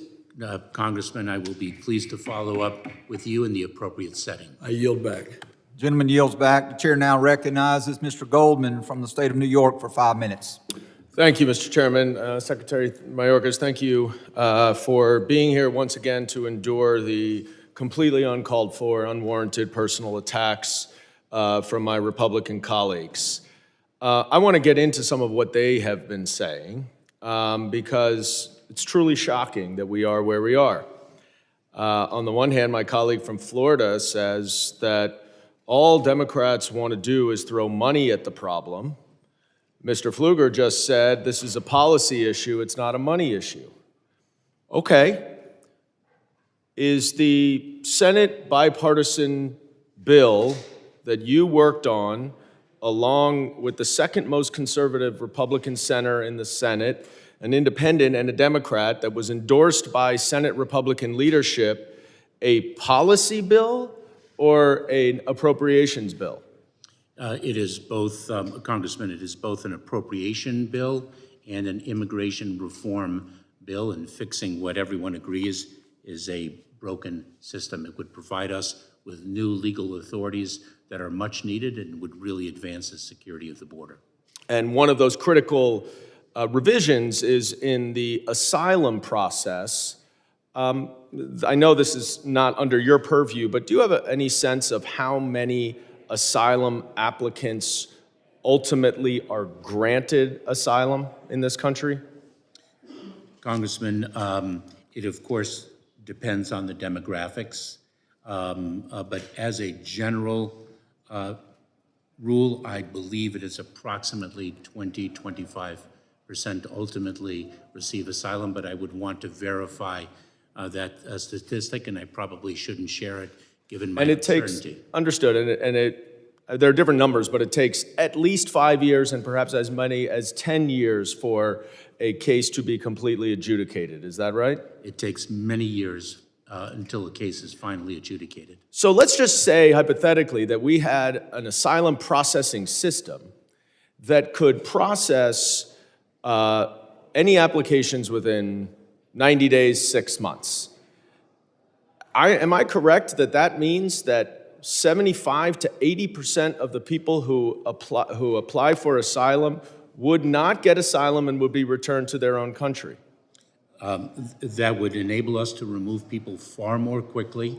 You are correct, and that would make a sea change of a difference in our ability to enforce the southern border of the United States. And is it your view that if that were the case, that there would not be an incentive for anyone who knows that he or she may not qualify for asylum to come to this country knowing that that person would be able to make an application to get a work authorization and stay here for at least 5 years to work? Is that correct? That is, Congressman. And that, of course, creates a tremendous incentive for people to come across the border. The problem is not our credible fear standard. The problem is not the policy of asylum. The problem is that we don't have the resources to process asylum applications as expeditiously as is necessary. So no one over here is talking about throwing money at the problem. We're talking about solving the problem. And in the Senate, they tried to solve the problem. They tried not just with appropriations, but with a policy bill. Unfortunately, the Republicans have put politics over our border security. They want chaos in order to win an election rather than to solve the problems. You don't have to take my word for it. Let's quote Donald Trump, who said that he sabotaged the bipartisan deal to secure the border because, quote, it made it much better for the opposing side, unquote, and that he had stated that he, quote, killed, unquote, the deal. Senator Lankford himself said that a top Republican told me that if I try to move a bill that solves the border crisis during this election year, He will do whatever he can to destroy me. He said, I do not want you to solve this during the presidential election. There was a policy bill. There was a policy change that would have significantly addressed the problems at the border. And instead, you all on the other side of the aisle sabotaged it, where you baselessly impeached the secretary who's trying to solve our problems at the southern border because you want to win it. You want to win in November. Gentleman's time has You expired. don't want to solve the problem. The gentleman's time has expired. I now recognize Mr. Garbarino, the gentleman from New York, for the chairman of the Subcommittee on Cybersecurity, for 5 minutes of questioning. Thank you, Mr. Chairman. I'll remind my colleague that the only bill that's actually passed one of the houses that addressed the border crisis was the one we passed here, H.R. 2. Nothing actually passed the Senate. So, I mean, we have acted. The Senate has not. If they want to send us a bill, let them. They haven't been able to. Secretary, I want to ask a question about the nonprofit security grant program. Anti-Semitism is on the rise here, and this has been exacerbated by the horrendous acts of the terror in Israel on October 7th and the war that has followed. This program protects a lot of Americans. It has been essential for securing places of worship and providing safe places for Jewish Americans to practice their religion, as is their constitutional right. The current request is for fiscal year 2025, $385 million. Seeing what we've seen and knowing what you know, the risk on the ground, especially to these Jewish Americans, is $385 million enough? Congressman, we make trade-offs under the Fiscal Responsibility Act, but we certainly believe that the Nonprofit Security Grant Program is in dire need of additional funding for precisely the reason you express. We are indeed in a heightened threat environment. Anti-Semitism and violence born of it continues to be on the rise, as do other violent acts born of hate. So we think 385 is enough to protect the Americans at these facilities? We believe it is a significant advance in the protection of our communities across the country. Thank you. I want to move now to cyber workforce. GAO came out with a report which was kind of startling. CISA has, for the entire defense and action on OT, operational technology, for all of our critical infrastructure that CISA oversees, they have a response team, I think, of 11 people, 4 employees and 7 contractors. That is grossly that is definitely below the need of what we actually need. What is the current cyber workforce gap at the Department of Homeland Security right now? Congressman, I'll have to get back to you on the specific number, but let me express my deep gratitude on the part of CISA and our department for your support of our cybersecurity mission and all that we are seeking to do.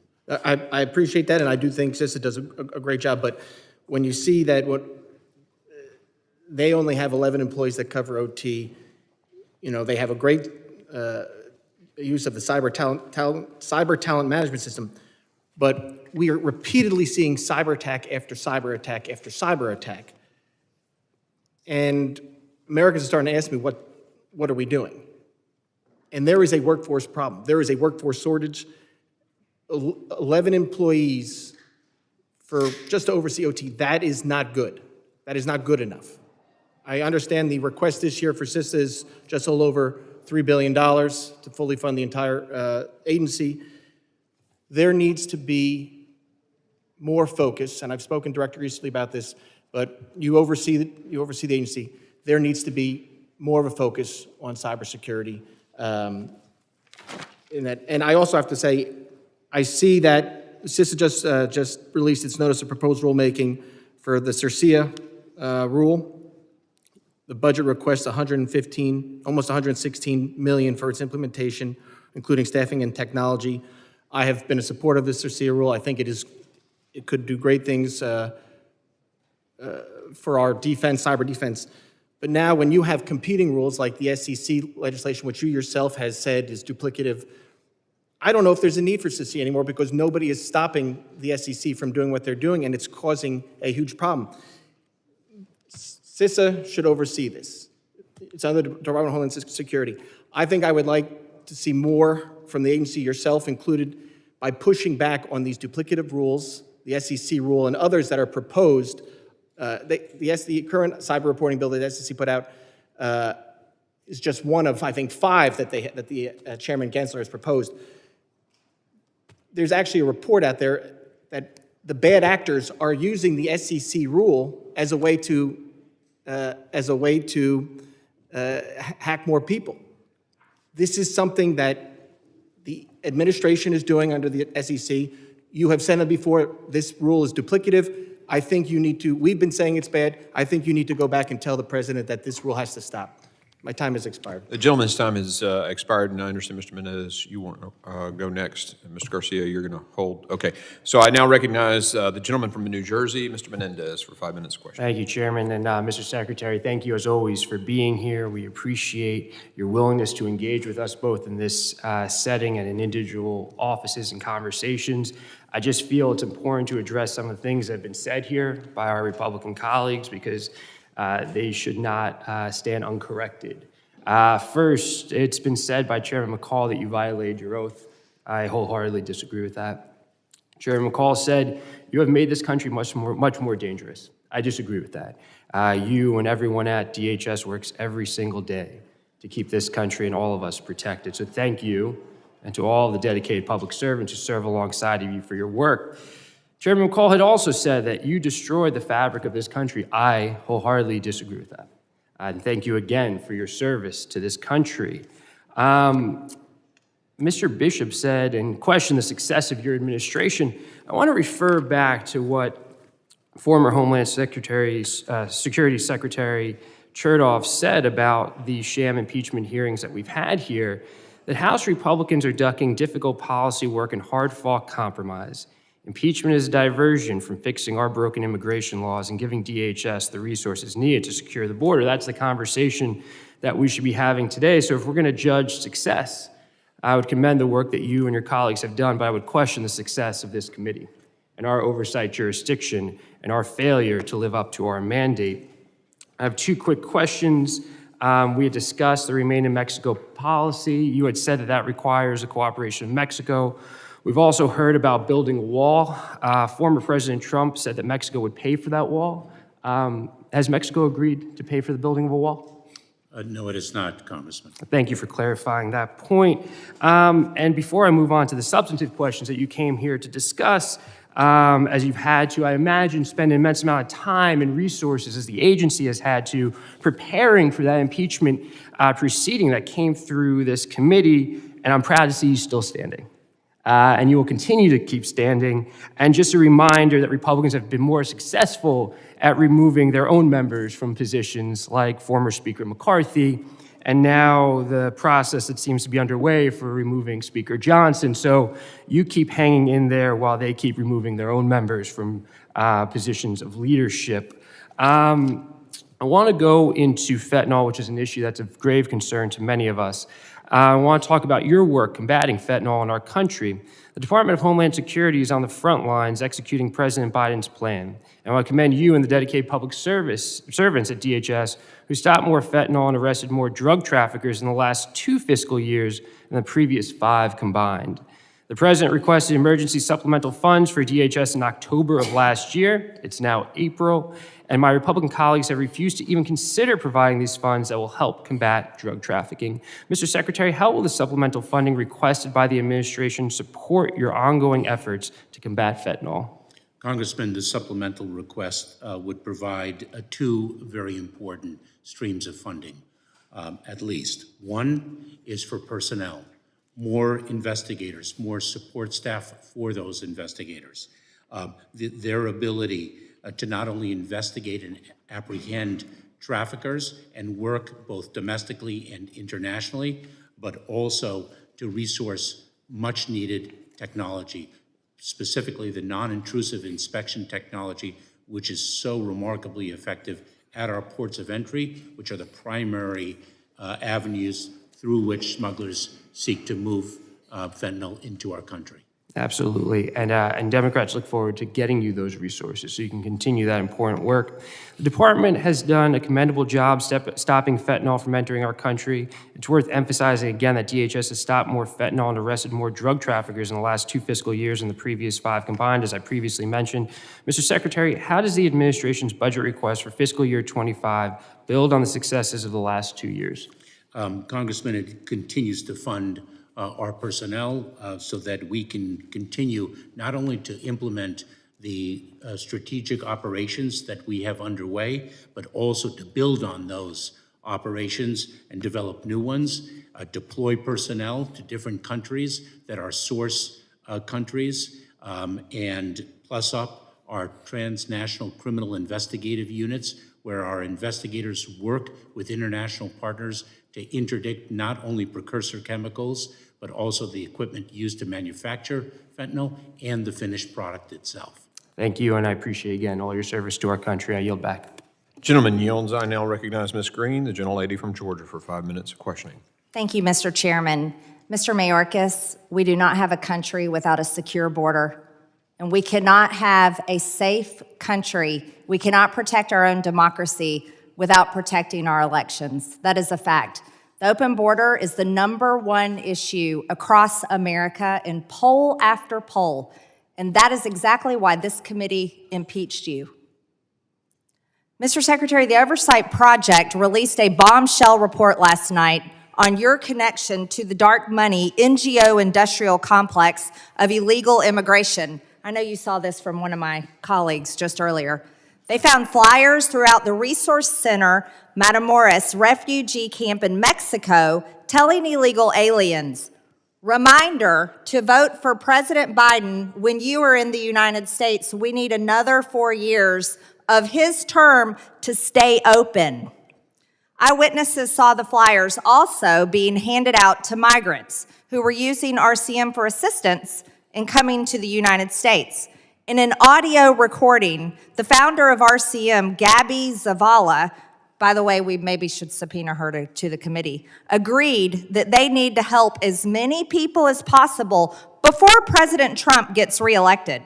RCM is an operation that houses functions for the Hebrew Immigrant Aid Society, which helps migrants enter the United States, and you're familiar with their work. We know that you served as a former board member of this group that funds illegal immigration. And they're very proud of you, Mr. Secretary. They congratulated you on your nomination.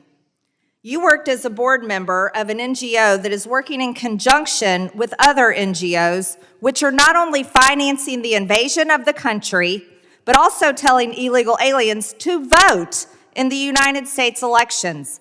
They are telling illegal aliens, non-citizens, to come vote for Joe Biden. That's your boss. This is corruption at the deepest level. As a matter of fact, I would call it treason. It's treason because these people have declared war on our citizens by raping our women, our children, and murdering people. Like Laken Riley, you're familiar with her, right? Congressman, our heart breaks. Are you familiar with Laken Riley?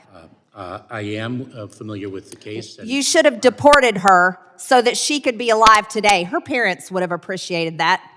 And also Kayla Hamilton, who was brutally raped and murdered by a cartel member.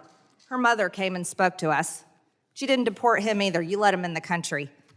You, Mr. Secretary, have allowed over 10 million illegals, probably higher than that, could be closer to 15 million, we don't know, to invade our country. You've allowed the cartels to make billions and billions. As a matter of fact, you're probably the best business partner they could ever have. They make all this money in human trafficking and drug trafficking at our border. You've allowed approximately 300 Americans to be murdered every single day from fentanyl that comes across our border. And now you're aiding NGOs to steal our elections through your budget. I demand proof of citizenships in our elections, and that is something every single member of Congress should care about. We don't need illegal aliens voting in our elections. We're supposed to be here talking about your budget, but we're talking about how money is being used to make sure people come into our country are able to get a social security number in which they can register to vote. And on that note, Mr. Mayorkas, I demand that Chuck Schumer holds your impeachment trial in the Senate, because that's exactly what we should be focused on right now. Mr. Chairman, I yield the remainder of my time. The gentlelady yields. I now recognize Mr. Garcia, the gentleman from California, for 5 minutes of questioning. Thank you, Mr. Chairman, and thank you, Mr. Secretary, for being here. I'm sorry you had to listen to a lot of misinformation right now and throughout this hearing. And I also, just for the record, you are here. You're doing a very difficult job. Even though some folks are trying to remove you from office, we know that's not going to happen. The impeachment sham against you is dead on arrival in the Senate. And so I look forward to you continuing to do a very difficult job for the country and for the administration. Now, I want to just note, since you last testified, we know that Donald Trump has also become the presumptive nominee of his party. Immigrants like you and me remember and understand and know his dangerous rhetoric and the way he talks about immigrants like us. But I want to go back to his 2016 words. I think it's important to put those back into the record. Quote, "When Mexico sends its people, they're not sending their best. They're not sending you. They're not sending you. They're sending people that have lots of problems, and they're bringing those problems with us. They're bringing drugs, they're bringing crime, they're rapists."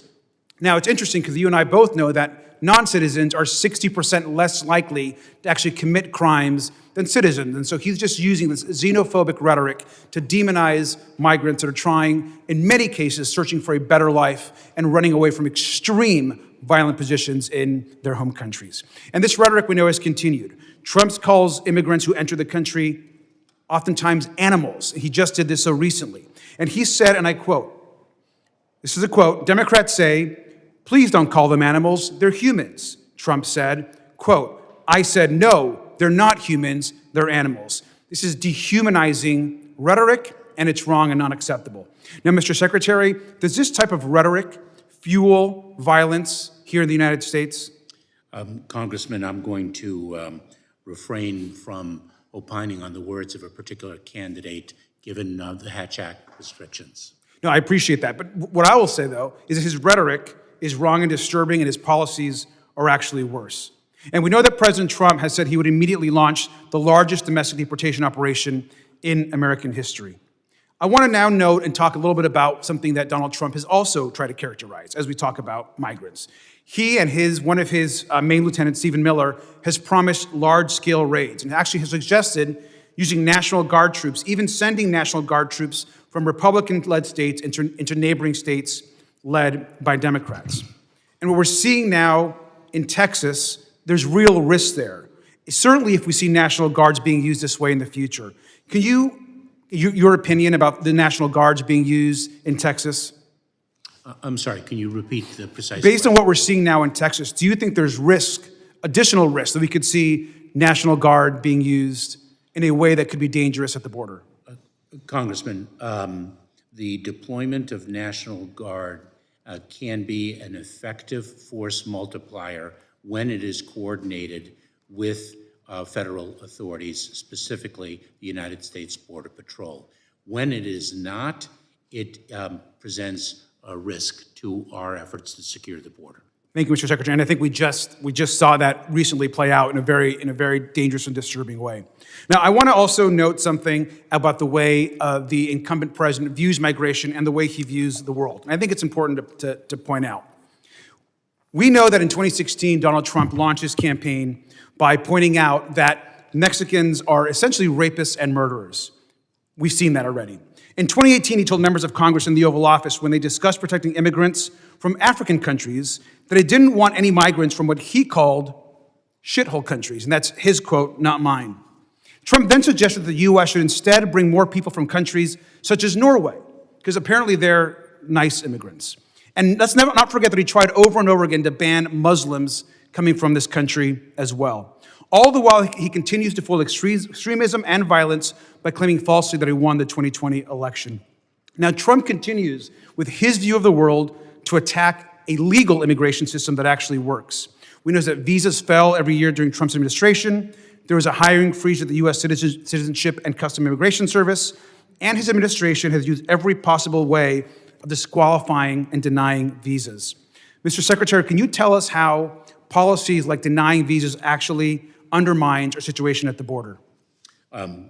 Congressman, individuals who qualify for visas significantly contribute to the well-being and advancement of this country, and that is quite evident, especially in the economic arena. We've seen that with skilled workers, non-skilled seasonal workers, agricultural workers, and many other avenues. We are enriched by them. Thank you, sir. I think I'm out of time here, so I'll yield back. Gentleman yields. I now recognize Mr. Gonzalez, the gentleman from Texas, for 5 minutes of question. Thank you, Chairman, and thank you, Secretary, for being here today. I don't want to talk about you. I want to talk about the men and women that serve under you, and particularly some of the threats that they're dealing with. This transnational criminal organization, TDA, Tran de Agua, these Venezuelan gangs, they're growing in influence. They're growing in criminal activity throughout the country, and I believe there are a significant threat to our homeland. And it's not just regional, it's not just Miami, it's not just New York, it's all over the place. So my question is specifically on HSI. What is Homeland Security Investigations doing to tackle TDA? Congressman, Homeland Security Investigations and our sister agencies in the federal government have an unprecedented attack against not only transnational criminal organizations, but domestic operations here as well. And I can provide you with details subsequent to this hearing with respect to our efforts against that specific gang. I would appreciate that. Is HSI part of FBI's transnational anti-gang task force? I believe it is. This is something I think that's important, that we use every lever of government tools, both at the federal, state, and local level, to go after these criminals. I'm talking about hardened criminals, bad actors that are in our communities. How do we find them? How do we prevent them from committing crimes? Being part of that, I think HSI is going to be on the forefront of a lot of that. I'm going to talk, I represent a large part of West Texas, and oil and gas is a big part of that. And I was on a recent swing through West Texas where they're seeing a rising amount of oil theft. And I bring this up because some of this is tied, a lot of it is tied to this open border crisis. Some of these actors are not American citizens. And so there's this what do you do with someone? You pull someone over, they're not a U.S. citizen. Clearly, this is where Homeland Security should have a role to play in this. So once again, do you know if HSI is part of the Permian Basin oil field theft task force? Congressman, I'll have to find out. I do not know the answer to that specific question. I think it would be important if they're not, that they look into this. Once again, this is an interconnection where it's, how do you use every lever and every tool? And part of that, if you pull someone over and they're not a U.S. citizen, Homeland Security has a role to play in that, to determine who is this person, right? Why are they here illegally? What do you do with them? What I'm seeing now is, in some cases, the local law enforcement will just release them. There is no one to turn them over to. And you could see this train wreck coming a mile away, where we have apprehended someone that, once again, I'm not talking about all people. I'm talking about a bad actor that would have been apprehended committing a, let's say, low-level crime or another crime, and then all of a sudden, a year later, a month later, they commit a serious crime. I want to get ahead of that, and I believe HSI is going to be a big part of working with the FBI and these local and state task forces in order to get that done. I would ask that you bring to your attention, because energy is it's critical infrastructure, and it's important that we protect that. And I'm seeing this grow. I mean, when I went through this swing a year ago, there was 3 counties that brought it up. I just got done with this thing. Every county brought it up. Every sheriff I'm talking to is bringing it up. And I'm seeing the threat grow. I'm seeing it expand. My last question is on the increase in Chinese nationals that we see. The numbers are astronomical, specifically in California and some of those areas. I know what can we do? Is there anything in particular that we can do to have a direct conversation with China to get this to stop? Clearly, this is an issue, and it's a rising issue. China is a difficult actor to deal with. Is there anything in particular that Congress can do in order to prevent China from sending its people over? Congressman, I'd like to consider what legislative action would be warranted, but I can assure you that I share your concern with respect to the issue and have engaged with my counterpart from the People's Republic of China, and we have in fact made strides in the removal of Chinese nationals who do not qualify for relief in the United States. I think there needs to share be your concern. I think there needs to be more of that, and I think it needs to be more public. There needs to be more highlighting of the fact of if you come here illegally from China, we are going to send you back. With that, I'm going to yield back, Chairman, and I appreciate it. Gentleman yields. I now recognize Mr. Swazi, the gentleman from New York, for 5 minutes of questioning. Thank you, Mr. Chairman.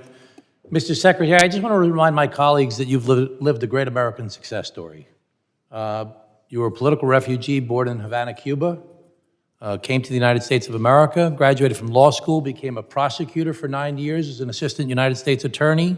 You were appointed as the youngest U.S. attorney in the nation. You were the director of the U.S. Citizenship Program and Deputy Secretary of the U.S. Department of Homeland Security. And now you've achieved this position as Secretary. And I want to thank you for your public service to our country.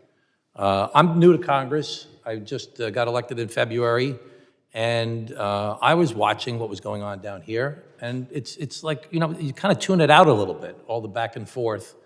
And one of the things that I've talked about in my campaign and certainly want to highlight here is that every problem we face in our country is complicated. Nothing is simple. And you cannot solve complicated problems in an environment of fear and anger, where everybody's just yelling and screaming at each other. It's impossible. You can never get to the meat and bones of doing the work that's necessary. And that's why I was excited by the Senate bill, the bipartisan compromise that you worked on along with Senators Langford and Murphy and Sinema, which didn't have everything I wanted in it, but it was a compromise. And my colleagues, you know, let's say they get everything they want. Let's say Trump is elected. Let's say they get the majority of the Congress. Let's say they get the majority of the Senate. I hope those things don't happen, but let's say it all happens. Under no circumstances will they get enough votes in the Senate to actually pass a bill. We'll have to do something bipartisan under any circumstances. And you can't get a bipartisan bill under any circumstances unless people work together. So it's great that we got more money for the Customs Border Patrol agents to bring it up to 22,000 in this most 2024 appropriation. And we got more detention beds. But under the Senate bill, we would have gotten more Customs Border Patrol officers as well. And we would have gotten more detention beds. And we would have gotten money for the wall. And we would have gotten money for technology. And we would have gotten money for a whole bunch of other things. And there would have been some serious policy changes. So I just want to use my last half of my time to ask you. The thing I'm most interested in and excited about is this idea that we have to reduce the time it takes to adjudicate asylum cases. It seems like that's the most important thing we have to do, because right now we've got all these people, you know, the crisis, everybody's freaking out, so many people coming over the border. It seems like it's calmer now, but there'll be a surge again, I'm sure, between now and the summer. But if people have to wait 5, 6, 7, 8 years and they get a work permit in the meanwhile, then that's going to encourage more people to come. If we could cut down that period, as you said earlier, I think you said 90 days, I've heard 6 months from other people. If we could cut down that period to adjudicate these asylum cases, of which 80% of the people will be denied asylum, and many of whom will be then deported immediately, it'll discourage other people from paying the coyotes and coming over here to do this stuff. So could you explain to me how we can reduce the time that it takes, what's it going to take from this body to reduce the time it takes to adjudicate the asylum cases from what is now years down to a matter of months? Congressman, you are correct that reducing that time would change the risk calculus of intending migrants and deter them from taking the dangerous journey and spending their life savings in the hands of smugglers. The Senate bipartisan legislation would have delivered on that with changes to the system, policy changes to the system, as well as ample resources for us to implement those fixes. Could you tell us some of the policy changes that would happen that would make the asylum process, we have about another 45 seconds, that would make the asylum process happen more quickly so these could be adjudicated? Because when they get adjudicated, 80, 70, 80% get denied. And then they're not eligible to be here. So if we could speed that up, we'd stop this from happening. What are the policy changes? Among the compromises that the Senate bipartisan legislation included was raising the credible fear standard, shrinking the disparity between that initial threshold screening standard and the ultimate merits standard. It also resourced, Congressman, our system with 4,300 asylum officers to adjudicate those cases much more swiftly. Well, I want to thank you again for your public service. I'm saddened when I hear some of the stuff that's being hurled about by different people. It's upsetting. It's not productive. We have serious business to do. These are serious problems. We don't want people creating crimes and breaking the law, but we got to work together to solve it. Thank you, Mr. Chairman. Gentleman yields. I now recognize Mr. LaLota, the gentleman from New York, for 5 minutes of questions. Thank you, Mr. Chairman. Mr. Secretary, do we have a problem at the southern border? We certainly have a very significant challenge. Yes, we do. Previously, you've characterized that as not a crisis. Are you willing to say today that there is a crisis at the southern border? Congressman, I have said now repeatedly it's a crisis, and I have never minimized the severity of the challenge at the border, regardless of the words that are used. Appreciate the evolution on that. With 200,000 fentanyl deaths, 1.7 million non-citizens being paroled into the country, and migrant crises in multiple cities, including New York City, how grave is the crisis at the southern border? Congressman, the situation is grave. It requires solutions, and I strongly support and urge Congress to pass the Senate's bipartisan legislation. We're going to get into that in a moment, Mr. Secretary. My colleague from the other side of the aisle, from the county to my west, mentioned how some solutions are complicated.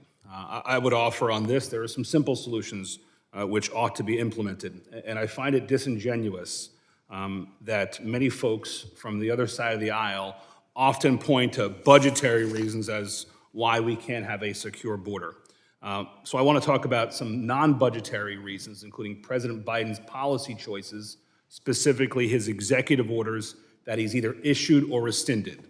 I think the clerk may have a copy of 64 different, we'll get you on, Mr. Secretary, 64 different executive orders that President Biden has issued that have either rolled back Trump-era border policies that many agree have been successful or implemented some that have made your job more difficult. In the entirety of the 4 years in the Trump administration, there were 2.4 million encounters in this, on the southwest border. In the first 40 months of the Biden administration, there were 7.6 million encounters at the southwest border. So comparatively speaking, 200% more in 20% less of a time. Should the Department of Homeland Security endeavor to have less alien encounters at the southwest border? In between the ports of entry, we are driving to reduce the number of encounters. Yes, indeed, we are. So it's a goal of yours to have less encounters? Yes. Great. Do less encounters lead to less non-citizens being paroled into the country?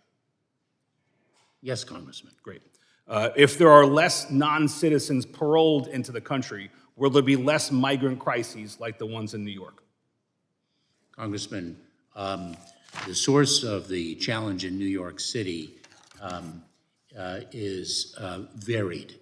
One source of that is a public official's decision to deliberately not communicate. I'm going to reclaim my time, Mr. Secretary. The question was, does less encounters at the border lead to less migrant crises? I'm going to offer that the answer to the question is yes. You may have a different opinion. The focus I'd like to have is on the Remain in Mexico policy, which was when President Biden announced that he was rescinding the Remain in Mexico policy. What do you think went through the mind of a migrant from Central or South America, many of whom come here for economic reasons? What do you think went through the mind of that migrant who now know that if he or she made it to the southern border, that they would be granted entry, more likely to be granted entry into the country? Congressman, I believe that the Remain in Mexico policy, throughout its duration, I believe, and I'll verify this, approximately 70,000 migrants ran through it in the 2 years it was in operation. And so I think that you are overemphasizing. Let me ask you a different question about Remain in Mexico. Why do it? Why repeal Remain in Mexico? What is the value to border security by repealing the policy?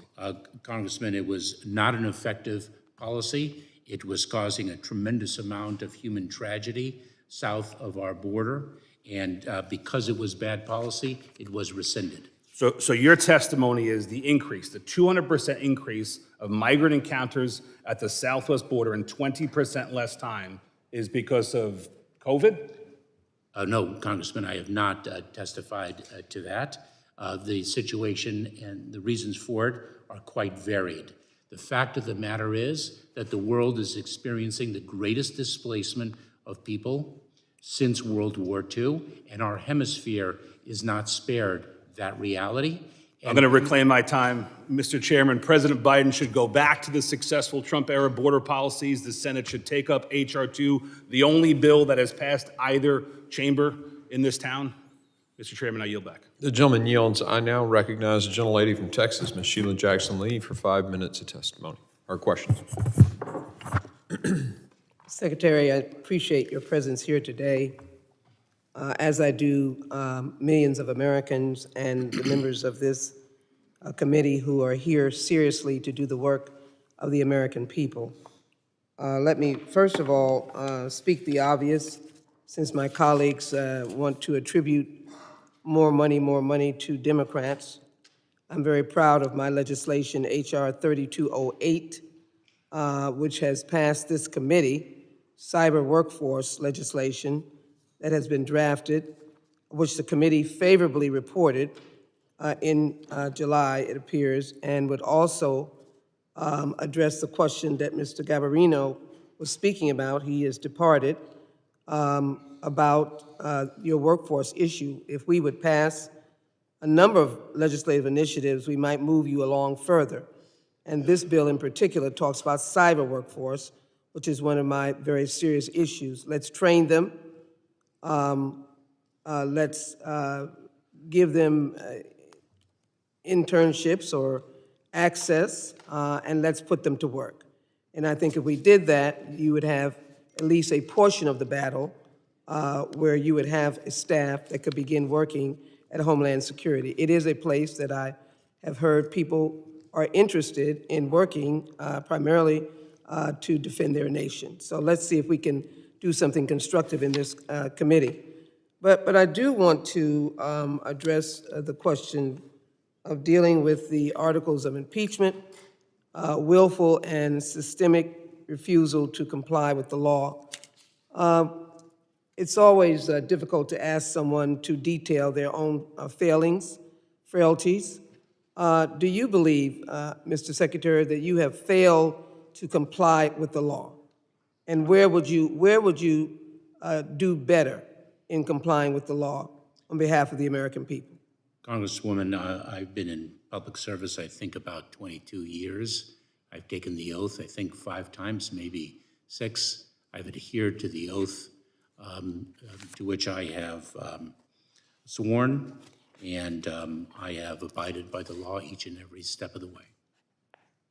When your question is asked over and over again, and this is for the American people, if you're still tuning in about whether the southern border is secure, they need that answer. And so I would ask the question, as someone who believes that you do the best with what you have and you work hard, and that we owe the American people the duty of a secure border, what more would you do if that was the question and the answer was that we need to do more? What more would you do to secure the American border if you felt that was necessary and that you wanted to tell the American people this is what I needed to have? Congresswoman, we are dealing with a fundamentally broken immigration system. That is our fundamental problem. And I would encourage Congress to pass a bipartisan Senate legislation that would bring tremendously advancing reform to the broken immigration system, and it would also resource our department to execute those reforms advantageously.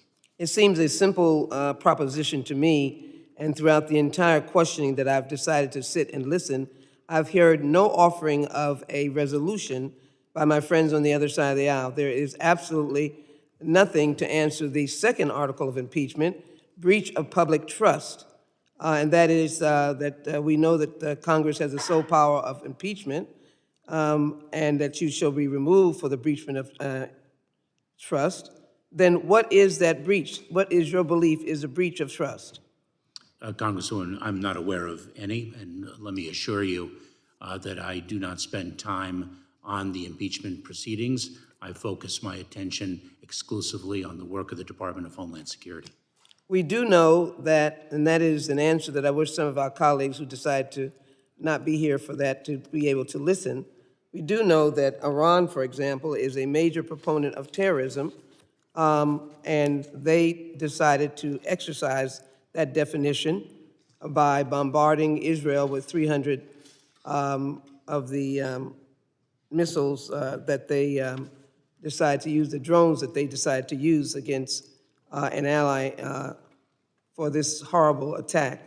What then would you give as an answer? Did we, the United States, generate an attack on Israel? Was that our doing?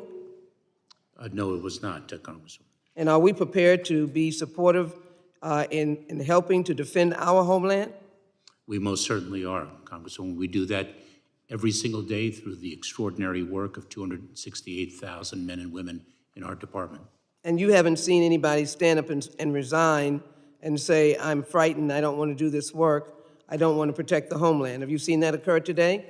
I have not, and people risk their lives every single day on behalf of our country, both in the department, in other departments, and of course, in our branches of the military. Well, let me Gentlelady's conclude, Mr. time has Chairman, and just expired, say and I now I see no gentlelady's reason time has for the expired, and we're gentleman to having be to impeached. insist on the 5 minutes I know he because would of want the me to time say remaining. that, Mr. Chairman. I see no Gentlelady is reason not for recognized. the gentleman to be impeached. Gentlelady is not recognized. I see no I reason now for the gentleman to be recognize impeached. Mr. Ezell, the I gentleman from thank the Mississippi. chairman. There's no reason for him to be Thank you, impeached. Mr. Chairman. Thank you. Secretary Mayorkas, your open border policies have granted parole to a host of illegal aliens from regions in the Middle East and West Africa that are known for hotbeds for terrorism.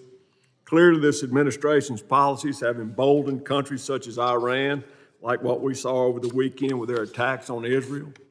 Can you tell me confidently that this committee that no current or former Iranian Revolutionary Guard Corps members or members of Islamic terrorist organizations have been granted parole into the United States? Congressman, let me assure you that an individual who poses a threat to our national security is a priority for detention and removal.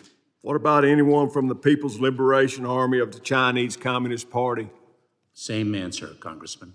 Mr. Secretary, I want to switch to DHS violations for Americans on free speech.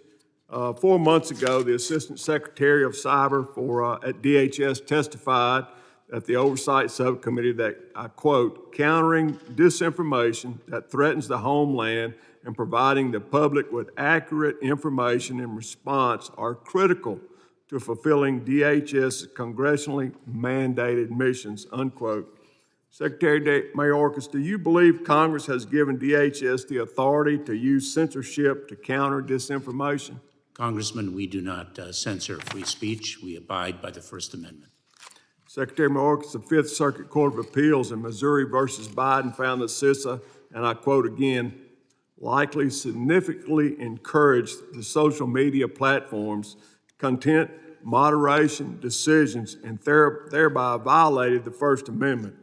Did you know your agency was pressuring social media platforms to censor Americans? Congressman, we do not censor speech. We do not pressure platforms to do so, and I believe the trial court's ruling was reversed in part by the appellate court. I cannot speak further because I believe the litigation continues. Documents recently obtained through the Freedom of Information Act, FOIA, show that DHS argued the agency has the authority to regulate misinformation, disinformation, and malinformation. However, the content of these documents has been redacted. I've questioned members of CISA regarding this and was not satisfied with their response. So I'll ask you, what congressional authorities does DHS have in the MDM space? Oh, let me give you some real-life examples of the work that we do, Congressman, because I'm sure you will support it. When human smuggling organizations spread disinformation with respect to the policies of the Department of Homeland Security, we publish accurate information with respect to our policies. When criminal organizations domestically in the wake of a natural disaster spread disinformation to victims of that natural disaster to deceive them to fall prey to those criminal organizations, we provide accurate information with respect to what FEMA does and does not do. When a foreign adversary spreads disinformation with respect to the processes of our elections, for example, if you don't make it to the voting booth on time on Tuesday, don't worry, you can vote on Wednesday. We actually communicate accurate information with respect to the election process in coordination with state and local officials. That is the type of work that we do, and I know that you endorse that work wholeheartedly, given the fact that it is about enforcing the law and making sure that people do not fall prey to criminals who do not seek to enforce the law. Will the gentleman yield first? Yes. Mr. Secretary, is DHS able to touch each individual that the nefarious actors are touching? Now, I respect that what you just told us, but my concern is, and I hope this is happening, but is DHS able to reach out to all the bodies that the nefarious actors are engaging with the right information to oppose the negative information? We seek to disseminate the accurate information as broadly as possible. Does that live on the site, DHS site, or is it in the social media platforms? We have web pages that disseminate and broadcast that, and we also use force multipliers, our state, local, tribal, territorial partners, state and local law enforcement, et cetera, Congressman. That's fine. Gentleman's time has expired. I now recognize Mr. Swalwell, the gentleman from California and the ranking member on the Subcommittee of Cybersecurity and Infrastructure Security. Mr. Secretary, welcome back, and thank you and the men and women at your department for what they're doing during this especially vulnerable time for the homeland. I know it's probably not comfortable for you, to have any of us reference the impeachment that Speaker Johnson brought to the floor, but I just want to get some dates right. Was it February 13 when Speaker Johnson was finally able to get the votes to impeach you? Was that the date? I don't recall. I think it was February 13. And by the way, it was kind of a second serve impeachment, if we're using like a tennis analogy. The first one was a fault. They couldn't get the votes. In pickleball, you would have only gotten one serve, and that would have been it. But if it was tennis, they got a second serve and barely were able to do it. Today, it's April 16, so I'm not great at math, but I think that's 2 months. Have the impeachment articles, as we sit here today, been sent over to the Senate for a trial? Are you aware? I don't know whether something has occurred while I have been testifying before this committee, Congressman. I only bring that up because, again, like we were told, there's this urgency, there's this crisis at the border. We got to do this now. We got to, bring one of our, colleagues who's suffering and going through cancer treatments that we're all rooting for. We got to bring him out of those treatments so he can come and be the pivotal vote so that we can get you impeached and sent over to the Senate. It's been 2 months, and it's still not over at the Senate. So I don't think it's the urgency that we were told. It seems like it was more the former president wanted us to do this, and so Speaker Johnson did it, and we seem to go wherever the former president wants us to go, if that's on border policy, if that's on funding Ukraine. It's not really an America first agenda. It's me first when it comes to the former president, and then these guys get kind of dragged along, and that's why the articles, as we sit here today, have still not been sent over. But I want to talk a little bit about disinformation. Does Russia or China or Iran or Venezuela have a right to free speech in our elections, as you see it? I'm not sure I understand your question, but... Well, Americans have a right on social media platforms to speak freely about our elections, but do you see our adversaries as having a right to pollute our public forum when it comes to speech? Congressman, one of the threat streams attacking the integrity of our elections is disinformation from adverse nation states. That includes the People's Republic of China, Russia, Iran, and North Korea.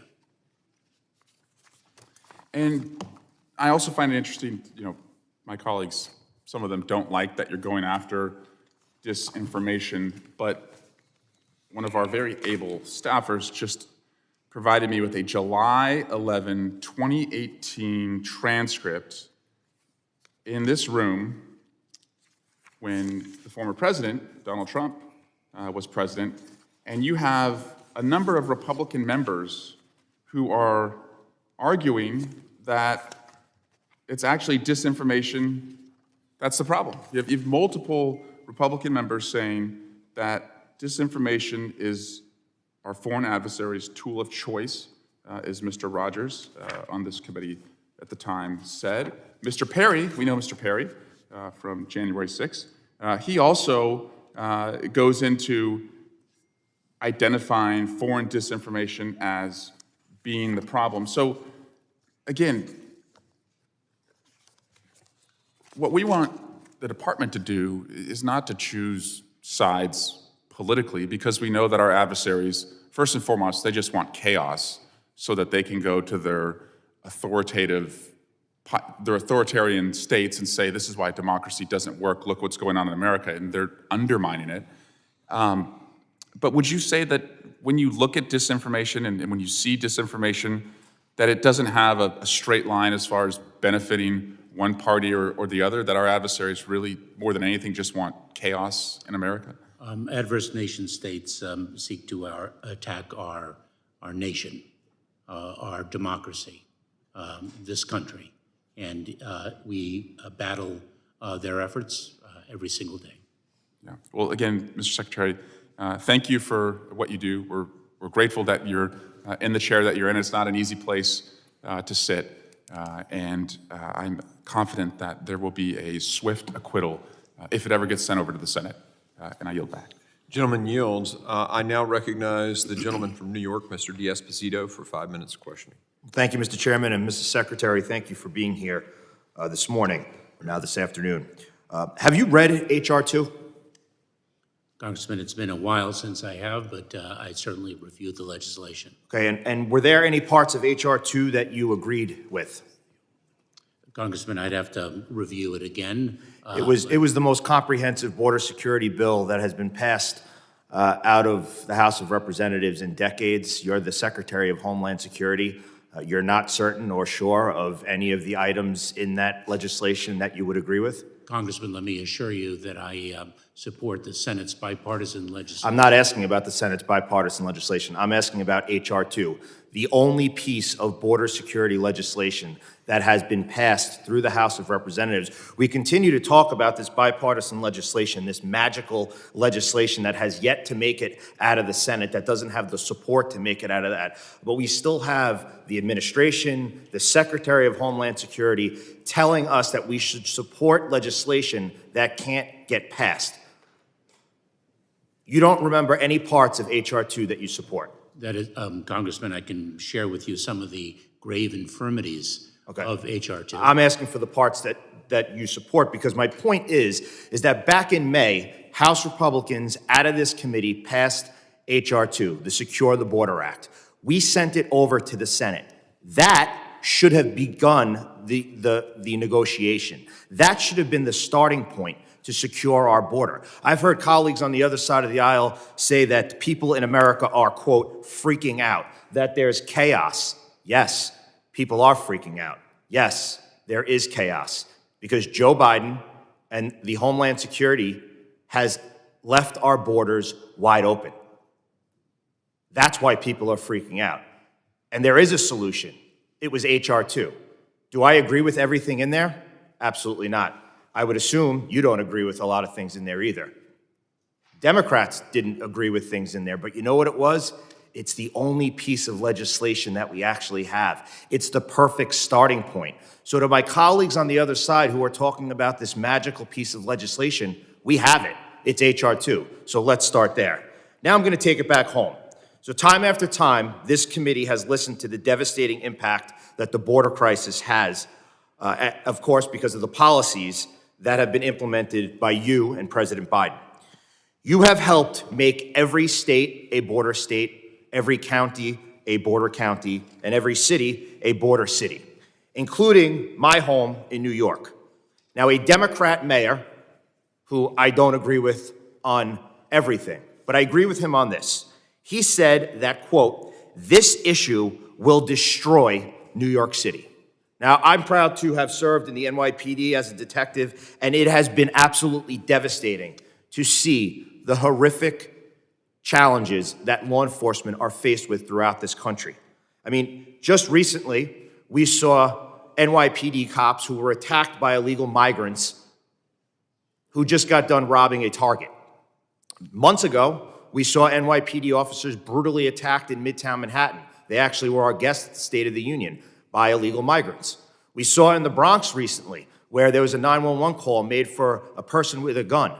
When cops made their way into this home into the Bronx, it was illegal migrants who had squatted there illegally and had illegal guns and illegal narcotics. Then just days after, in my district, in Roosevelt Field Mall, there were 2 migrants who committed larceny in a store, were arrested by the Nassau County Police Department, and guess what the address was that they gave? That home in the Bronx where the guns and the narcotics were found. So I'm gonna ask you, can you tell me at what part of this budget request would better support law enforcement? Oh, Congressman, quite a number of parts.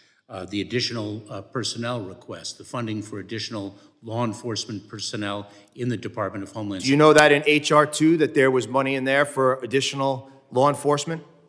In addition, Congressman, the grant funds that we are seeking to distribute to state and local law enforcement through the Homeland Security Grant Program, the Urban Area Security Initiative, and other programs.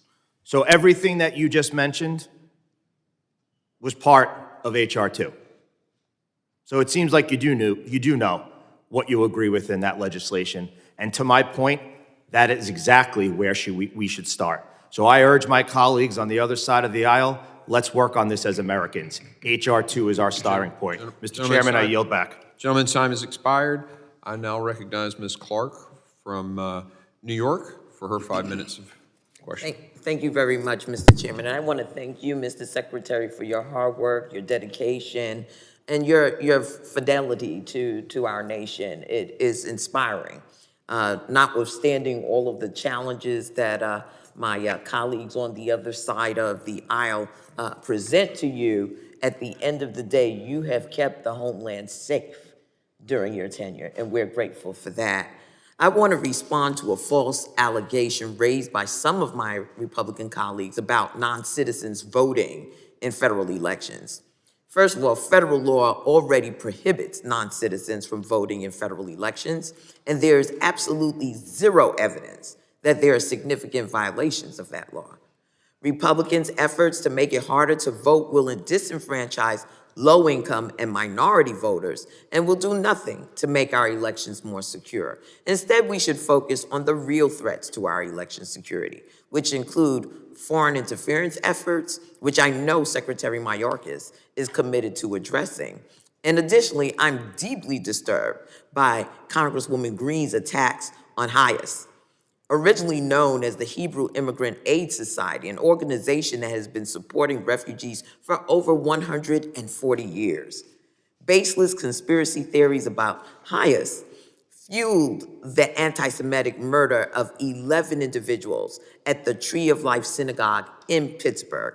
And it's disgraceful to see the same kind of misinformation repeated in this committee. So I wanted that on the record. Mr. Secretary, last month CISA issued the Notice of Proposed Rulemaking for Mandatory Cyber Incident Reporting, and I congratulate the department on this important milestone. Now that the NPRM is out, DHS must redouble its efforts to harmonize incident report rules across government. The Department's Cyber Incident Reporting Council, CIRC, will play a critical role in that process. Secretary Mayorkas CERC issued a report containing recommendations regarding the harmonization cyber incident reporting rules last September. What actions has the CERC taken since the report was released to promote harmonization?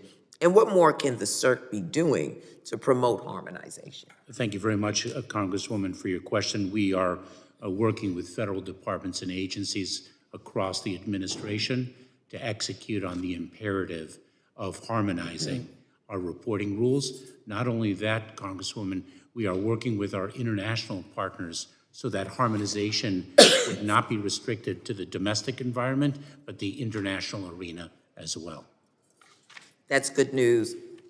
As part of the Infrastructure Investment and Jobs Act, Congress provided $1 billion in grants to state, local, and tribal and territorial governments to strengthen their cyber defenses.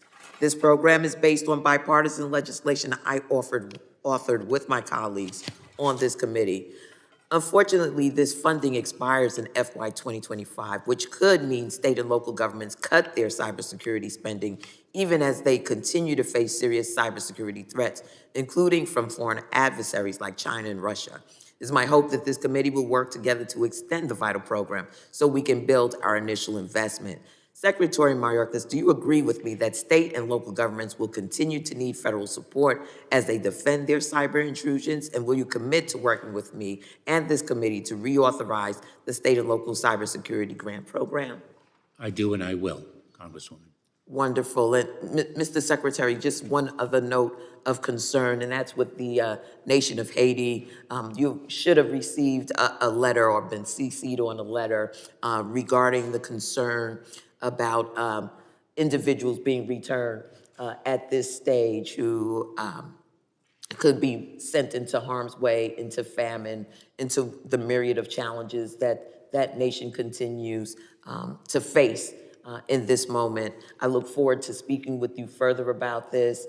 It's a major concern for many constituencies, many families across this nation of Haitian descent. The gentlelady yield. You have a Yeah, second? sure. Yes, I will yield.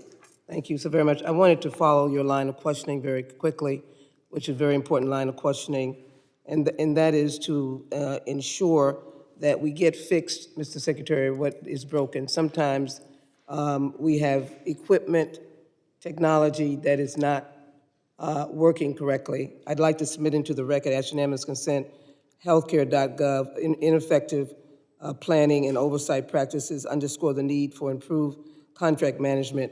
Will you continue to access getting our equipment refunded or improved so that we can work with equipment that will help you do the job? Yes, Congresswoman. So ordered, and it's entered into the record, and the gentlelady's time has expired. I thank you for yielding. Absolutely. I now recognize the gentlelady, Ms. Lee from Florida, for 5 minutes of questioning.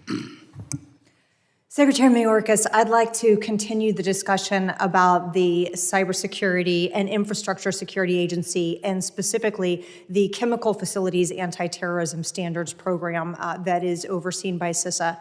The CFATS program, would you please describe for us how your budget provides continued support for the CFATS program? Congresswoman, I'll have to remind myself of the specific funding for that program. That funding is very important, and of course it has been in tremendous peril recently. We strongly support the continuation of the CFATS program. It enables us to ensure that high-risk chemical facilities are as secure as they need to be. And would you agree that a continuation of that program is an important part of the mission to protect critical infrastructure? I would, Congresswoman. And would you also encourage our friends and partners over in the Senate to take up the bill that was passed by the House and is currently there awaiting their consideration and action? Congresswoman, I'll look forward to reviewing that bill again, but we do indeed consider the CFATS program to be very important. And I'd like to then return to the subject of CISA and its role in elections infrastructure and its efforts to help state and local election officials protect elections infrastructure.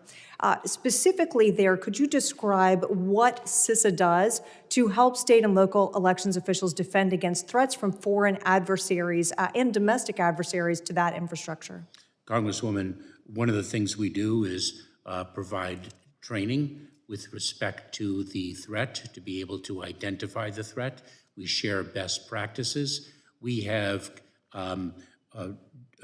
marked election security as one of the 6 priority areas in some of our Homeland Security grant programs to ensure that state and local jurisdictions devote needed resources to a fundamental need of our country, and that is to safeguard the integrity of our election processes. And moving to the question of breaches and cyber attacks, what efforts is CISA making to bolster its own internal cybersecurity? I know they were victim to a recent cyber attack. Can you describe for us the efforts internal to CISA on cybersecurity? Congresswoman, so that is a priority for the department as a whole. Our chief information officer and that team is consistently working day in and day out to enhance our security. In addition, CISA works to enhance the cybersecurity of the federal civilian domain. It issues binding operational directives based on what it learns from particular incidents to ensure that agencies and departments are patching or protecting themselves against detected vulnerabilities. This is a very significant mission area of ours. The cybersecurity threat vector is not, unfortunately, diminishing. Related to HSI, I'd like to go back to that subject, which you addressed earlier as it related to some transnational gang activities. But specifically within your budget, I'd like to discuss HSI and its operations related to child exploitation and human trafficking. Your budget calls for additional funding there to help HSI investigators combat human trafficking, does it not? Yes, it does. And would you explain for us the types of activities and role that HSI takes specifically as it relates to the exploitation and trafficking of children? Congresswoman, I named crimes of exploitation one of our 6 mission priorities for the first time in the department's history. Tomorrow I will be with HSI, Homeland Security Investigations, in New York City, launching a new campaign against online child sexual exploitation and abuse. This is a scourge that is not only nationwide, but is global in nature. More than 36 million tips were presented to enforcement authorities across the world. Domestically, more than 63,000 of them reflected an imminent or grave threat. The extent of this crime cannot be overstated. The work of HSI in combating it is heroic, both in disseminating education and awareness, in investigating the crimes, in rescuing victims, and holding perpetrators accountable. Thank you, Mr. Chairman. I yield back. The gentlelady yields. I now recognize the gentleman from Texas, Mr. Luttrell, for 5 minutes of questioning. Good afternoon, Mr. Secretary. My colleague has actually just kind of initiated the conversation that I wanted to have with you as well. You're having discussions with HSI, HIDA, DPS out of the state of Texas. One of the biggest issues that they are confronted with is their ability to navigate aggregated data on the criminals that are moving the individuals into sex trafficking space. Are you comfortable with the amount of money that you're asking for in the cyber risk, cyber threat domain, and the artificial intelligence and machine learning space? Because they're 2 different entities that need to work very well together. And my concern is that the right hand's not talking to the left. We need to expand the ability for our agents to process the data. And in the budget proposal, there's only $5 million for the new AI office. Are you happy with that number? Congressman, we are pleased with receiving additional funding. When it comes to crimes of exploitation, I must tell you that if I had a wish list, the amount of money would be greater. The amount of personnel that we could dedicate to this would be greater. This scourge, this heinous crime is of extraordinary breadth and depth of depravity, and we work every day. It is remarkable what our personnel do to combat this. with our state and local partners, as well as our international partners. This is one of the top issues that is raised when I am engaging in the international arena with our Five Eyes partners, as well as our European Union colleagues. I hate to speak for the body itself, but I think we're really hungry and have a good appetite for the expansiveness of AI in this space. This is where I'm going to tell you to be hyper aggressive in order to save these women and children that are in this problem set. Congressman. Damn, that's the third time you've done that to me. I tell you, I don't even know where to go with that. I was hoping you weren't going to do that. Congressman. I mean, we go into the pronouns and all that stuff. Just Congressman, 3 strikes and I'm out. I understand that. Let me share with you that we are indeed harnessing AI to advance the mission in the fight against online child sexual exploitation. At the same time, AI presents a risk because the perpetrators use it to advance their depraved criminality. And so, Congressman, this is something that we are harnessing for good and fighting against bad. that's where I was going earlier. Do we have the ability to touch the individuals that are being touched by the bad actors? I'm hoping we do, and I know that's a very aggressive problem set. I'm going to roll right on you to immigration. And the Senate bill, I never even saw it, so just give me a little latitude on this one. I think you're the 14th Homeland Secretary, if I count. Is that correct? You're number 14? I am the 7th confirmed. 7th confirmed? Okay. I don't know where I got 14. I thought it was on Wikipedia. Whatever. Okay. Mr. Hunter, this Deputy Secretary Hunter was in front of the Border Security Subcommittee a few weeks ago, and we were talking immigration issue, immigration policy. And I had asked, tasked, requested, because in your opening statement, you said Congress has not reformed immigration since the 90s. Well, it is our job to pass legislation, but the subject matter experts in immigration live underneath your umbrella. I consider you, are you a subject matter expert in immigration, sir? I certainly am admiring of those who know much more than I. My ask was, and I was, Mr. Swazi and Ms. Ramirez were in agreement with this, it seems that the frontline operators are the best to address the immigration issue and where the blockade is, where the choke point is. Has a policy ever been written from the department and sent up to Congress? Because I've never seen one. So I'm asking you, have you done that in your tenure as secretary? Have I myself submitted policy recommendations? No, rewritten the policy that Mr. Garcia holds up frequently in our hearings that you can't even read. It is the absolute problem. Has the Homeland Security Department itself said, you know what, here's a problem set. Congress can't get anything done for the last 20-something years. We're going to write it for you, submit it. This is the best course of action. Has Homeland Security done that? There are 2 powerful examples. Number 1, on his first day in office, President Biden presented legislation to Congress. Secondly, I had the privilege and the honor of sitting beside the bipartisan group of senators who worked out a compromise that I urged Congress to pass. Thank you, Mr. Chairman. You're back. Gentleman's time has expired. I now recognize the gentleman from Alabama, Mr. Strong, for 5 minutes of testimony, or questioning. Thank you. Secretary Mayorkas, thank you for being here to speak on the FY25 presidential budget request. The president's budget request reflects the administration's priorities, correct?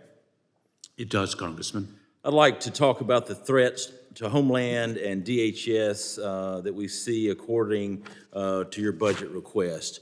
I was pleased last year that you acknowledged the threat that unmanned aircraft systems pose at our southern border, saying in part that, I quote, drones are being used in a myriad of ways, a number of different ways to create a public safety risk, close quotes. You and I agree on this point. The cartels use the drones at the border and is alarming, from using them to track the movement of Border Patrol agents to providing overwatch for human smuggling to transporting narcotics and even outfitting them with explosive payloads. While for each drone that the CBP flies, the Mexican cartel flies 17, based on the last information I got. This issue hasn't improved since last year. In fact, last month in a Senate hearing, NORAD Commander General Geo testified that the number of drone incursions alarmed him, saying that he has, quote, talked to CBP, who are responsible for UAS incursions at the border, and they put the number of incursions at thousands. He went on to say that he sees the potential of a threat posed by drones to the national defense as only growing. Secretary, is counting the illicit use of drones at the border a priority for DHS and CBP? Congressman, it certainly is. It's very concerning and very confusing to me. This is your budget request for CBP's counter-UAS program. You see it right behind me. Zero. Not one penny. Not one penny, and the threat is unbelievable. As the use of drones by bad actors at our border evolves and continues to bring a threat to our homeland, it is unconscionable that you wouldn't request a single penny for CBP to carry out its counter-UAS mission. You requested zero. Thousands of UAV flights into U.S. airspace by Mexican cartel have the ability, we've got the ability to block, drop, or intercept these drones. Moving on, I want to revisit the ICE detention bed issue that my colleagues have mentioned today. As illegal aliens continue to pour across the southern border, your FY25 budget requests funding for just 34,000 ICE beds, barely half of the 60,000 beds requested by the Trump administration in FY21. In May of 2021, you testified in a House subcommittee hearing that you are, quote, concerned about the overuse of detention, close quote. Is it safe to presume that this is why you want to cut bed space and release illegal aliens on the streets of America? Congressman, it is not my desire to cut detention beds, and I should say, returning the counter-UAS authorities, we are seeking to harness artificial intelligence to amplify the strength of our counter-UAS capabilities. Well, I'll tell you this right here on the UAS, we have the technology. Matter of fact, in my community where I live in Huntsville, Alabama, where we could block them, drop them, or intercept them. It's being used in Ukraine. It's being used in Israel. The only thing is that capability, you've got to request it to make sure that it happens. So I'll promise you, I hope that we can come to a reason, because when those UAVs are coming into America, setting down, dropping fentanyl, being stuffed full of cash, and flying back to the Mexican cartel, it's totally unacceptable, and I take you for your word that you're going to do something about it. If Congress is willing to fund even more ICE bed space or near Trump-era levels, would this be a solution to detaining more illegal aliens? Congressman, the greater the detention capacity, the greater our ability to detain more people.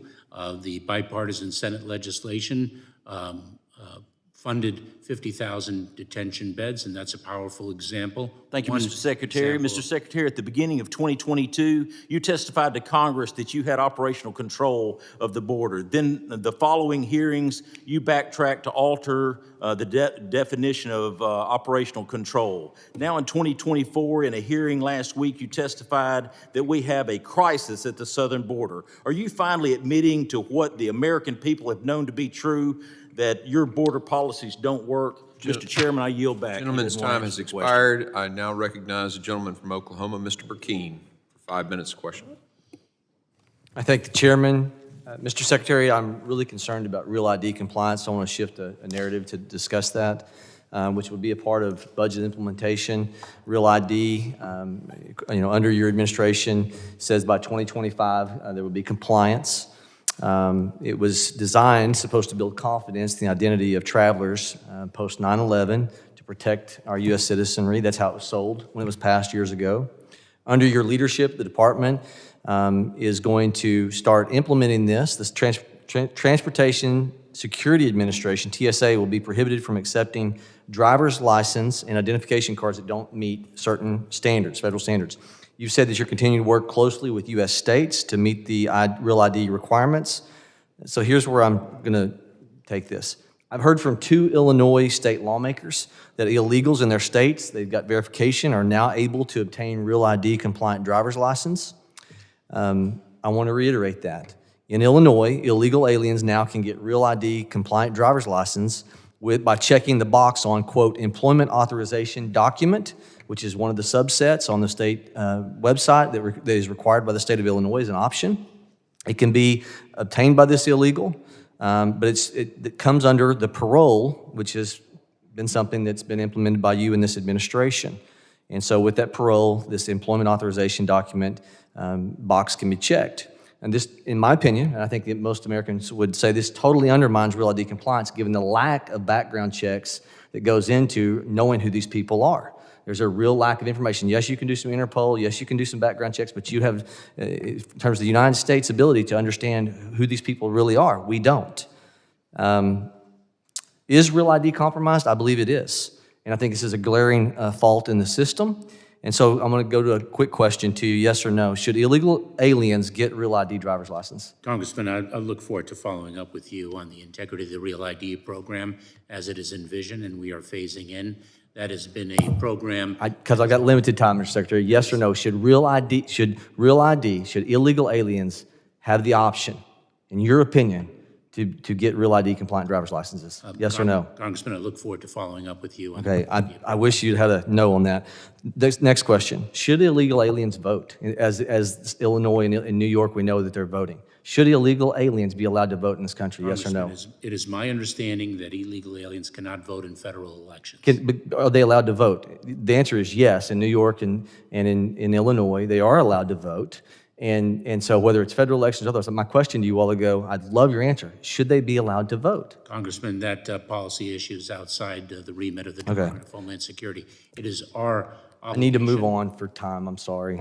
Mr. Secretary, you have contended that the entire, quote, the entire hemisphere is gripped with a level of migration that is unprecedented in recent history, end of quote. You said that more or less today in your opening statement. I think that this avoids accountability for the invasion of our southern border. I think it shifts the blame on random events. But if that narrative is to be understood or followed, what are those events? I mean, I look around the world and I go, in South America, was there some tsunami? Was there a hurricane that I was not aware of? But the answer is no. It ultimately is, for those who have the context of the Wizard of Oz, it's like the wizard standing at the microphone saying, disregard the man as the curtain's being pulled back by the little dog, Toto, disregard the man standing behind the curtain pulling levers and spinning wheels. I mean, I think the American people have this figured out. The migration is because it's been an advertisement under this administration, come into this country. You know, I come from the Sooner State in Oklahoma, Sooner State. History designates legal land run occurred in the 1880s. This was not for illegals.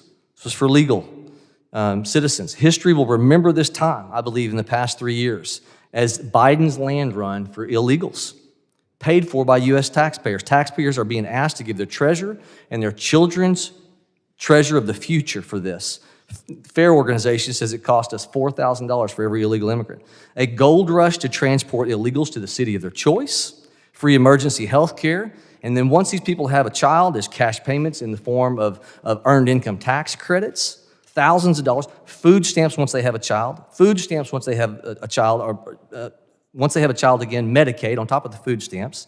So here's where I'm going with this. Does your budget proposed, which I will contend it does, especially the one that we're deeming as the slush fund, allow for dollars to go into countries as far south as Panama for NGOs, non-government organizations, to promote people coming to our country, in effect telling military-age men, go north, young men, go north?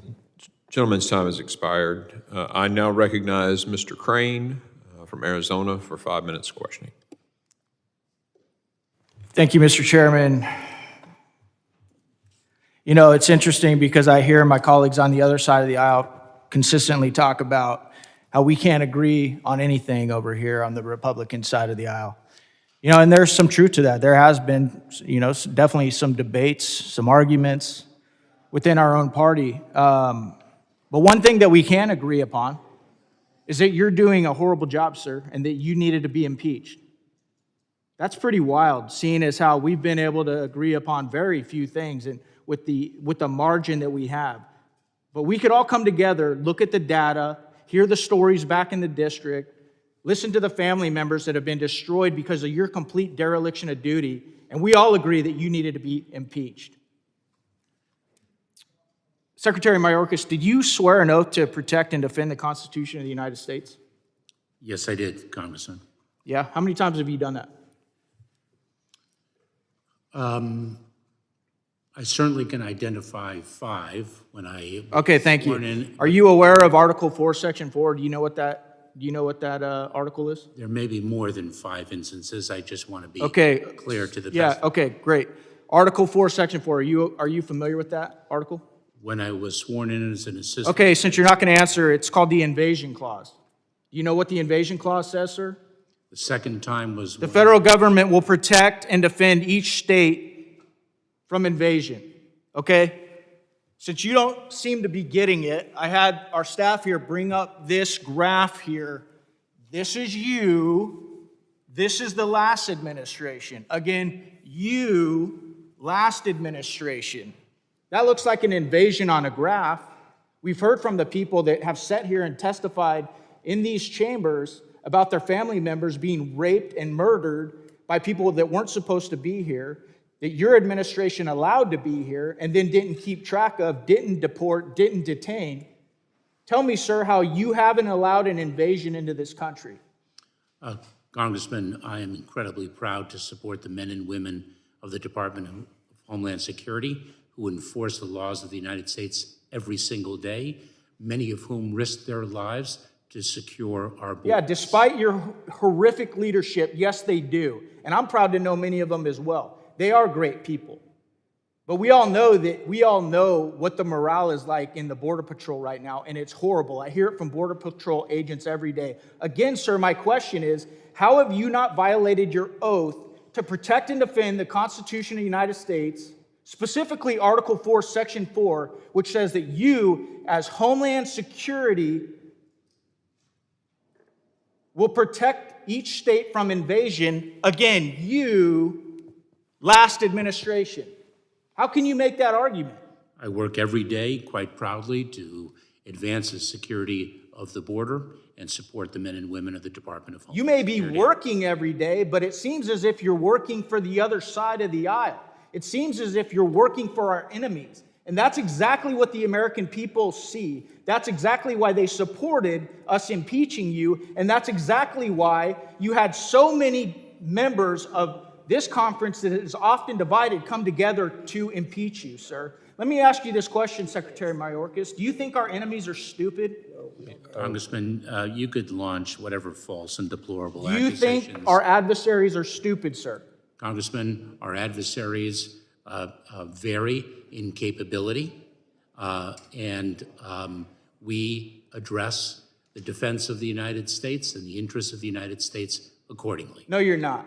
Okay, you are not doing that. As a matter of fact, do you think it's possible that maybe some of our adversaries, the most dangerous ones like the Chinese, the North Koreans, the Iranians, the Russians, etc., might employ unconventional warfare and send their soldiers, because our border is wide open, through the southern border without a uniform, without firearms, with instructions to wreak havoc in this country once they're here, once you've allowed them to be here? Do you think that's possible, Secretary Mayorkas? Congressman, over the last 11 months, we have removed or returned 630,000 people, more than any fiscal year since 2013. And Well, you're bragging about how much you've returned, but you don't want to brag about how many you've let in, do you? Congressman, individuals who arrive and claim asylum are placed in immigration enforcement proceedings. If they do not qualify for relief under our laws, we seek to remove them in enforcing our laws. Thank you, Mr. Chairman. I yield back. Gentleman yields. The members of the committee may have some additional questions for you, Mr. Mayorkas, or Mr. Secretary, and we would ask that you'd respond to those in writing. And I think there were several during that the time kind of fell, and I'll let those members send those to you for you to follow up on. Pursuant to Committee Rule 7D, the hearing record will be held open for 10 days. And I think the ranking member has a unanimous consent request and also a closing statement. So I'll just let you do those together, Mr. Ranking Member. Okay, thank you, Mr. Chairman. Mr. Chairman, I ask unanimous consent that portions of the July 18th, 2018 hearing transcript referred by Mr. Swalwell be inserted in the record. So ordered. And your record recognized for your closing remarks. Thank you very much. I'd like to thank Secretary Mayorkas for agreeing to testify before this committee today despite ongoing baseless partisan attacks against him.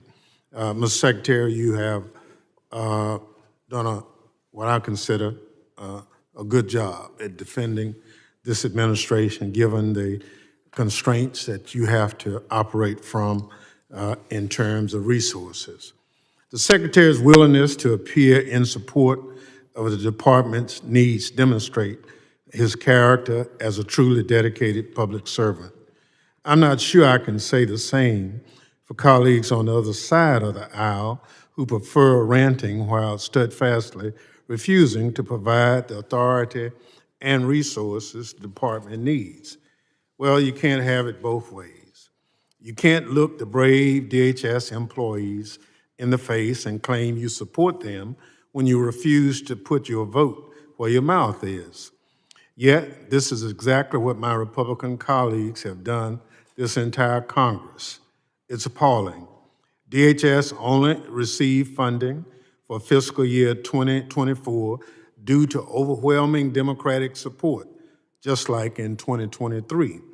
Yet Republicans try to claim that it is you, Secretary Mayorkas, that is undermining border security. This hypocrisy is astounding.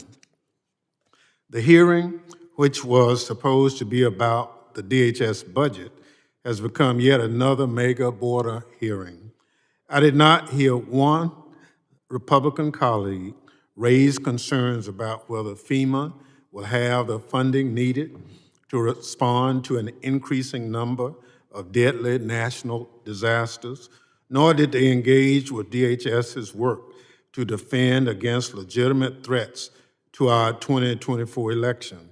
Instead, choosing to waste time drumming up anti-immigrant sentiment with unfounded allegations. Nor did they want to discuss how the department is responding to domestic terrorist attacks that have left American communities scared and outraged. DHS is tasked with handling all of these issues and more. Yet my Republican colleagues seem more interested in pretending to be outraged than doing the hard work of government. This is simply not the way to get things done. It takes complete and utter compromise, like we saw in the Senate, where they drafted a bipartisan bill that would have imposed the toughest set of border security reforms we've ever had. The fact that mega Republicans rejected the proposal out of hand and instead pursued a baseless and unconstitutional impeachment against you, Mr. Secretary, tells the American people all they need to know.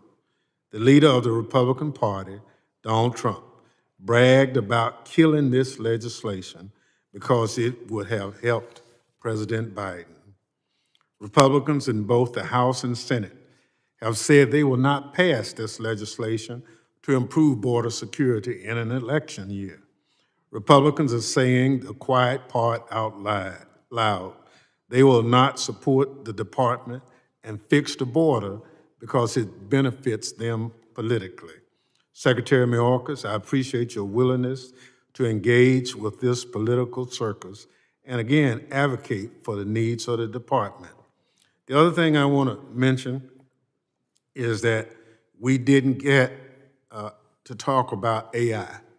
Cybersecurity is, as you know, within part of our mission. We share it with a couple of other committees, but it's the new frontier that we have to be front and center to defend all our systems. So I look forward to working with the department on our AI defenses going forward. The work that you and DHS employees do is critical, and I want to assure you that this committee is still valued by some members of this committee. With that, Mr. Chairman, I yield back, and thank you again, Mr. Secretary. closing statement. Before I start, I'd like to clarify a couple of things that have been addressed in today's hearing, and I'll be brief, Mr. Secretary.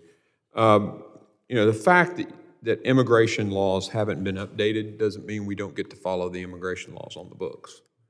And I would agree with you. We desperately need some update to our immigration laws. Those don't occur in this committee. That actually happens over in judiciary.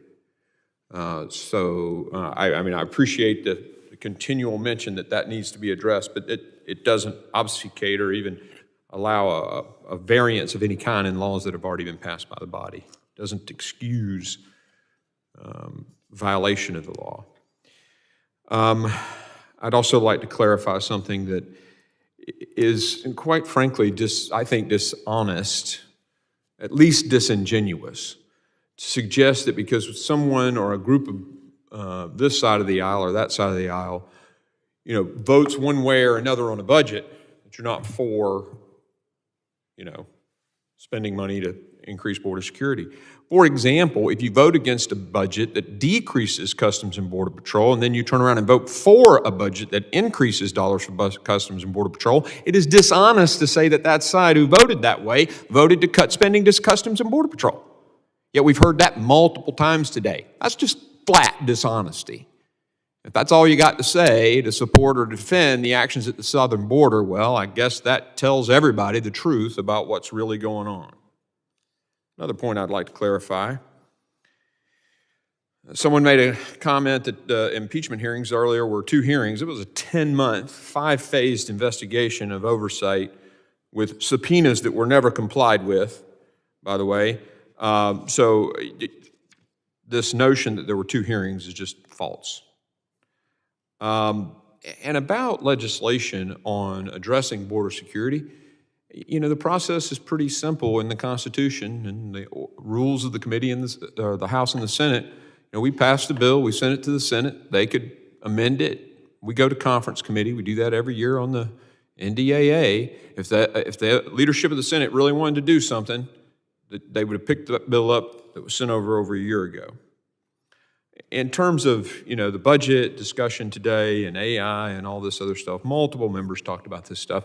I want to make sure I clarify because, you just don't get to say, this happened in some kind of Jedi mind trick and tell the American people that the people here on this side of the aisle didn't talk about AI. Ms. Lee talked about AI, about human trafficking. Mr. Garbarino talked about AI, cybersecurity. It's just somewhat infuriating that people just think they can say something that's not true and everybody's going to believe it. So I want to correct the record on that. I have to be candid. Your 2025 budget request, I think, undermines our country's ability to handle national security. I think this idea of cutting Customs and Border Patrol, creating some slush fund that you guys get to decide on your own how to use, is really contrary to the whole founding principles of us doing a budget here, sending it to you guys, y'all execute that budget. That was what our founders envisioned. So creating slush funds, it's against the whole foundation of the Constitution. And so that's why things like that aren't supported in this budget, other budgets that do get voted on and authorizations. Underfunding Customs and Border Protection facilities, I think it's just going to result in an increased flow of migrants across the border. When we catch and release and do those kinds of things, it's a motivation. People come because it's an incentive to come. And that's why it's important for us not to see cuts to those. And we know a lot of the dollars in this slush fund are going to do nothing but continue the policies that you've been doing, which is just ushering more people in.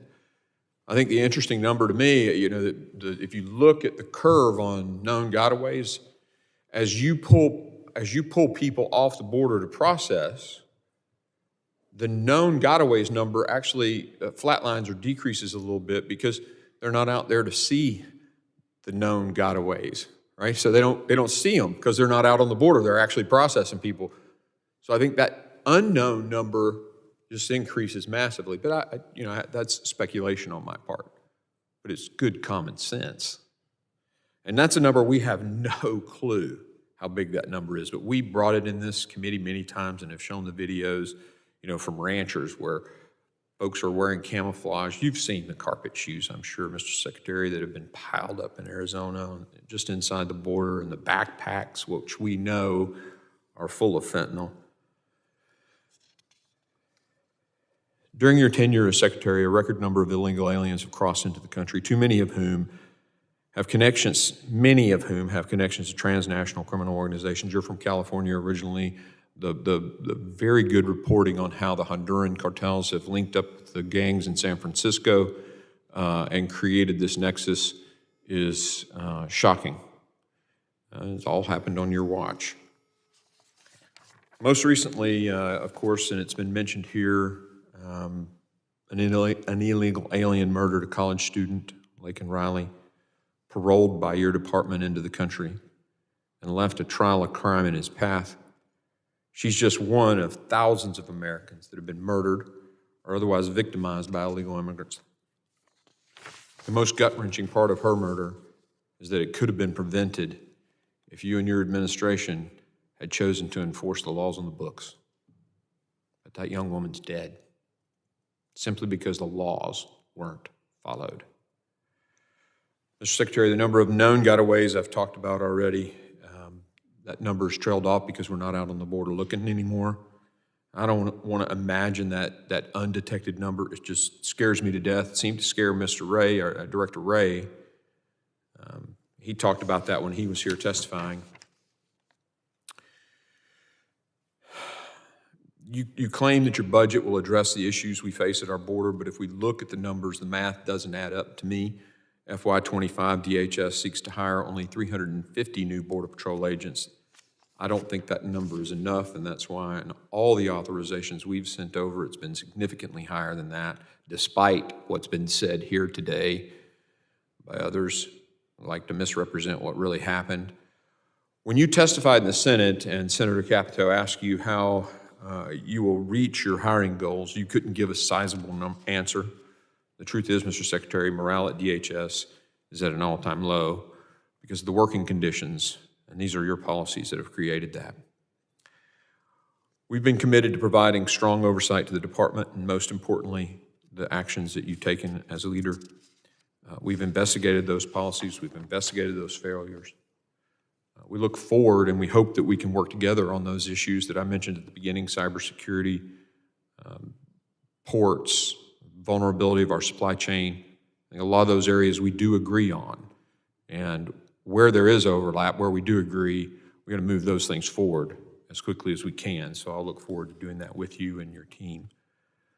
This committee is focused on strengthening our cyber workforce, and I've got a bill that I personally am leading and helping put together. We'll get a copy of it to Director Easterly and make sure she gets eyes on it, and others from your department. We'll want your help on that, and I think you'll like the bill that we're putting together. That really ends my comments for the day, and again, I thank you for coming. I understand the emotions of being here today, and without objection, the committee does stand in adjourn.